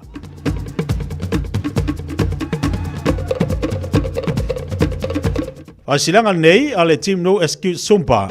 Ua sau lava le malulu e antili ai lo malili pe e no for fale e sumai le asongfua ma la stofi o vai aso taitasi e fai ai I al tatu sumpa ale team no excuse mawai I le afu ia o le ata male ma o le tino e le ai se tongi o le tatu fa malstino fai al tatu fa malstino nai le tuatusi Papa Toitoe Town Hall tolu sumaltasi St. George Street I Papa Toitoe I le afo le ono I le afiafi tātou filo iai. I olo no winga o le afiafi ana nei, ma le afiafi o la stofi. Maria nei vaenga na ma le whamarstino na mo tātou. Tātou I lantala tātou I nari Town Hall I Papa Toitoe. Ia, whai whamarstino, whai whaafu la tau. Pasilanga, mo le maftanga sa punao I whale alili, o lo alalam papa au I au kila nei. Ai au tele ita iaina au maungaloa, ma tatala taafi tuolua, le na I fwai le aso o le ainga sasa umani. E momolava on au whatunu watu I paia, o le tātou wantunu, wa o lea ua taoto I langa tonu, ma ua umafoi on tu ulaupua, paia ma mamalu Samoa, ma ele lava se tasi na titoe ave sea.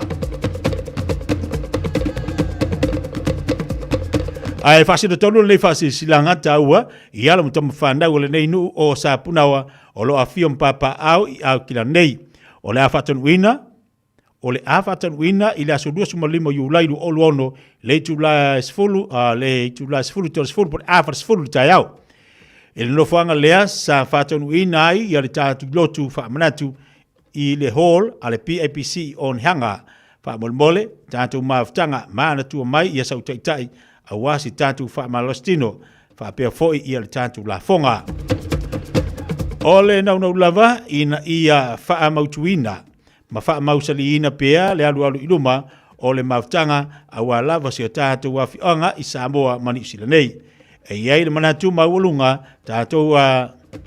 tatu tala seifua ma ia so patua ia le seifua maleola tatu felo ia I le aso wa to faina fa ia le fa silanga ma le nganga fa lalo o le laula wa fono ma le komiti.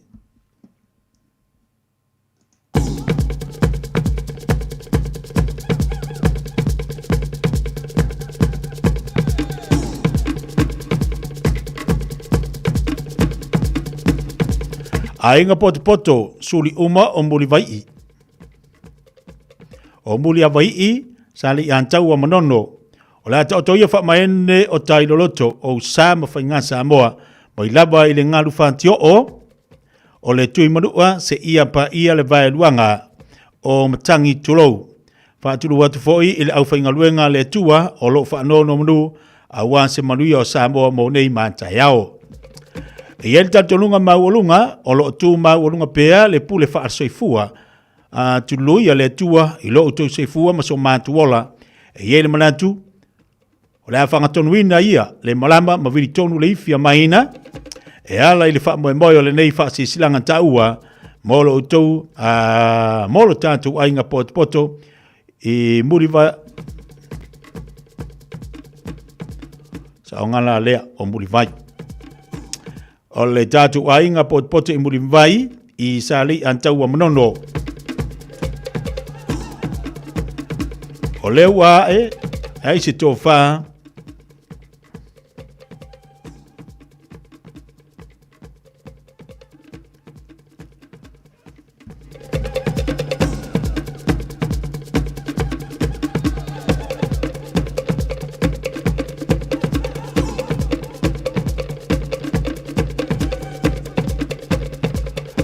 Ia mo le tātou whasisilanga le nei, o lea ua e ai se tofa I le sa o le tātou ainga, le tofa ia futi tali whaifo tali, wa ia whina ngalo ai e fia maua se tātou whelo inga wha mole mole, I le aso limo iulai, I le itu lai wha I le afiafi, I le peiri, lua fitulua Tira Cow Drive I Peswood, e fia talano inai, ia ni mta upu taua, mo le anga ilu mo le tātou ainga, atoa man le wha moenga taua. Awalu tātou ainga I muriwai. Talo pea ma le anganga mo lalo ia morita ia le tuolo to sefua ma so mantu wola o len na aso ua fofoina mo le tātou whelo inga. Whaaftai sa inia le tō whai le sao ia futi tali whaifo te lea tangiolo.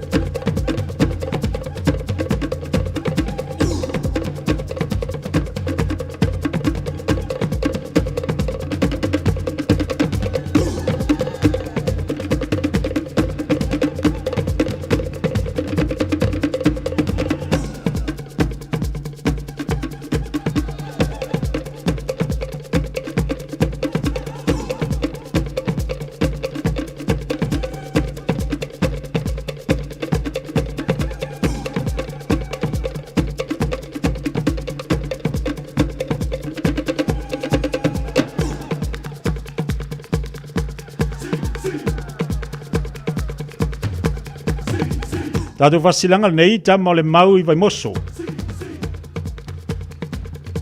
Whasilanga nei tama o le mau I vai moso, taluai ona o lea. Ua lalata ia le vai waa, ua le o toe mamau ona amataina lea o le whaanga tama o le lakapi ala ukilani Samoa o le nei tusanga.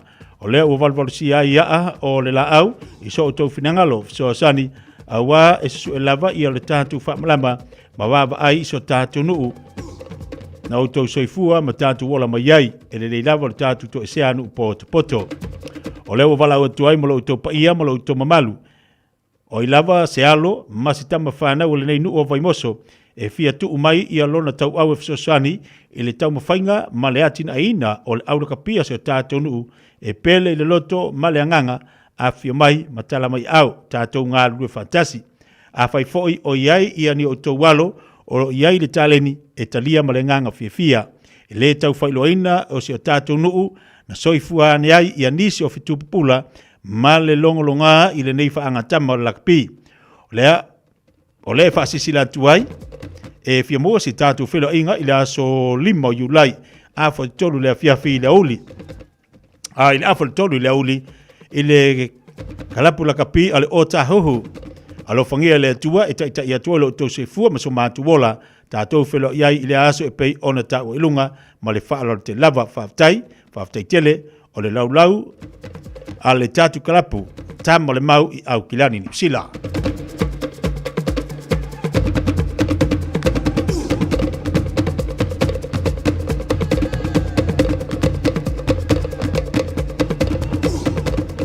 Ya, oni sina o tatu fase silanga lewa mfano tu natu mo le fafonga le tatu watino. Ola foi on te fafonga ile ta ile taimi ana nei, po le tele tu la fitu. Ya, ma le aso anta yao. Ya wala vol no fisi fio tatu watino inisio tatu maftanga. Mas foi inisio kalapu ainga ole ngafa malantu maftanga. Mole ni masina mai se foi ni tu sanga. Se malta bole watilo to smaltasi minute talo le tu la lua. O fea te lua oi ai. Ma teo e avele sue ngā tau whale a mā aroha. Wa umana whailau siaki. Le ai, o le mā le nei, e la i titi tele. E le au toi wha pēnā mā. Wa pa u i lalo le tausanga i le 5 o oi le nā, ma oi fo i pā. O le tau sanga a mata mo le suisuenga o le kānesa o le tau fale o leo ua 5 E 5 pe 5 loa o tau sanga ona la fo ato loa lea o mea fai fua hai lau suisuenga. E tai lua tau sanga mawhai se ia atoa lau 5 tau sanga. Wha mole, whai moi mātou. O le a lafo mai i le meli. O tau sa ili se sa mo lo ainga. Po tau sa ili sa masini tutua pe o le Hilux ma le Ford Ranger. O le au nanga ale kaseti e whaafai mo fie mea uma. E te alu ma lau ta avale, ua e malie atua toa. Talia le titongi vaiaso, lua vaiaso, pe masina foi. Tu atoa lo whaatua tuanga i le kaseti, te tala fitu aso, tu atu si fitu tasi, East Tamaki Road, Papatoetoe. Telefoni lua fitu fitu, ono fitu lima fitu. Lua fitu fitu, ono fitu lima fitu. O mo mia ni ngaluenga fai i lo fali. O le living space o lau company if so soani i le fale leo maota malawa. Amana o mia se papui pui, carport, canopy, pe fa folau heat pump, fai sau dick, fa ka peta lo fale. Fab so ta i mai i le living space. Fai a 4 quotes, mau le so soani i le finance e le ai se deposit. Vili mai lo le living space i le o valu se lau, 5 faono, fa valu fa. O valu se lau, 5 faono, fa valu fa. Tanoa, tanoa, tanoa! Mawa e whapito al whale o fo le tanoa. La e il whanau, e ta i los furutala. Of tino ali ima tama, ua ta i los furutala. 5% to e se melta o la e tinama tamai tai. Eir, susu mai loa i le tasi 5 iwa o ne hanga mol o ne hanga. Pe whafso ta i mai i le lua tasi fitu, tol whafa ono. Tanoa, tanoa, tanoa! Tasilima Ivatolu Amo Radio Samoa.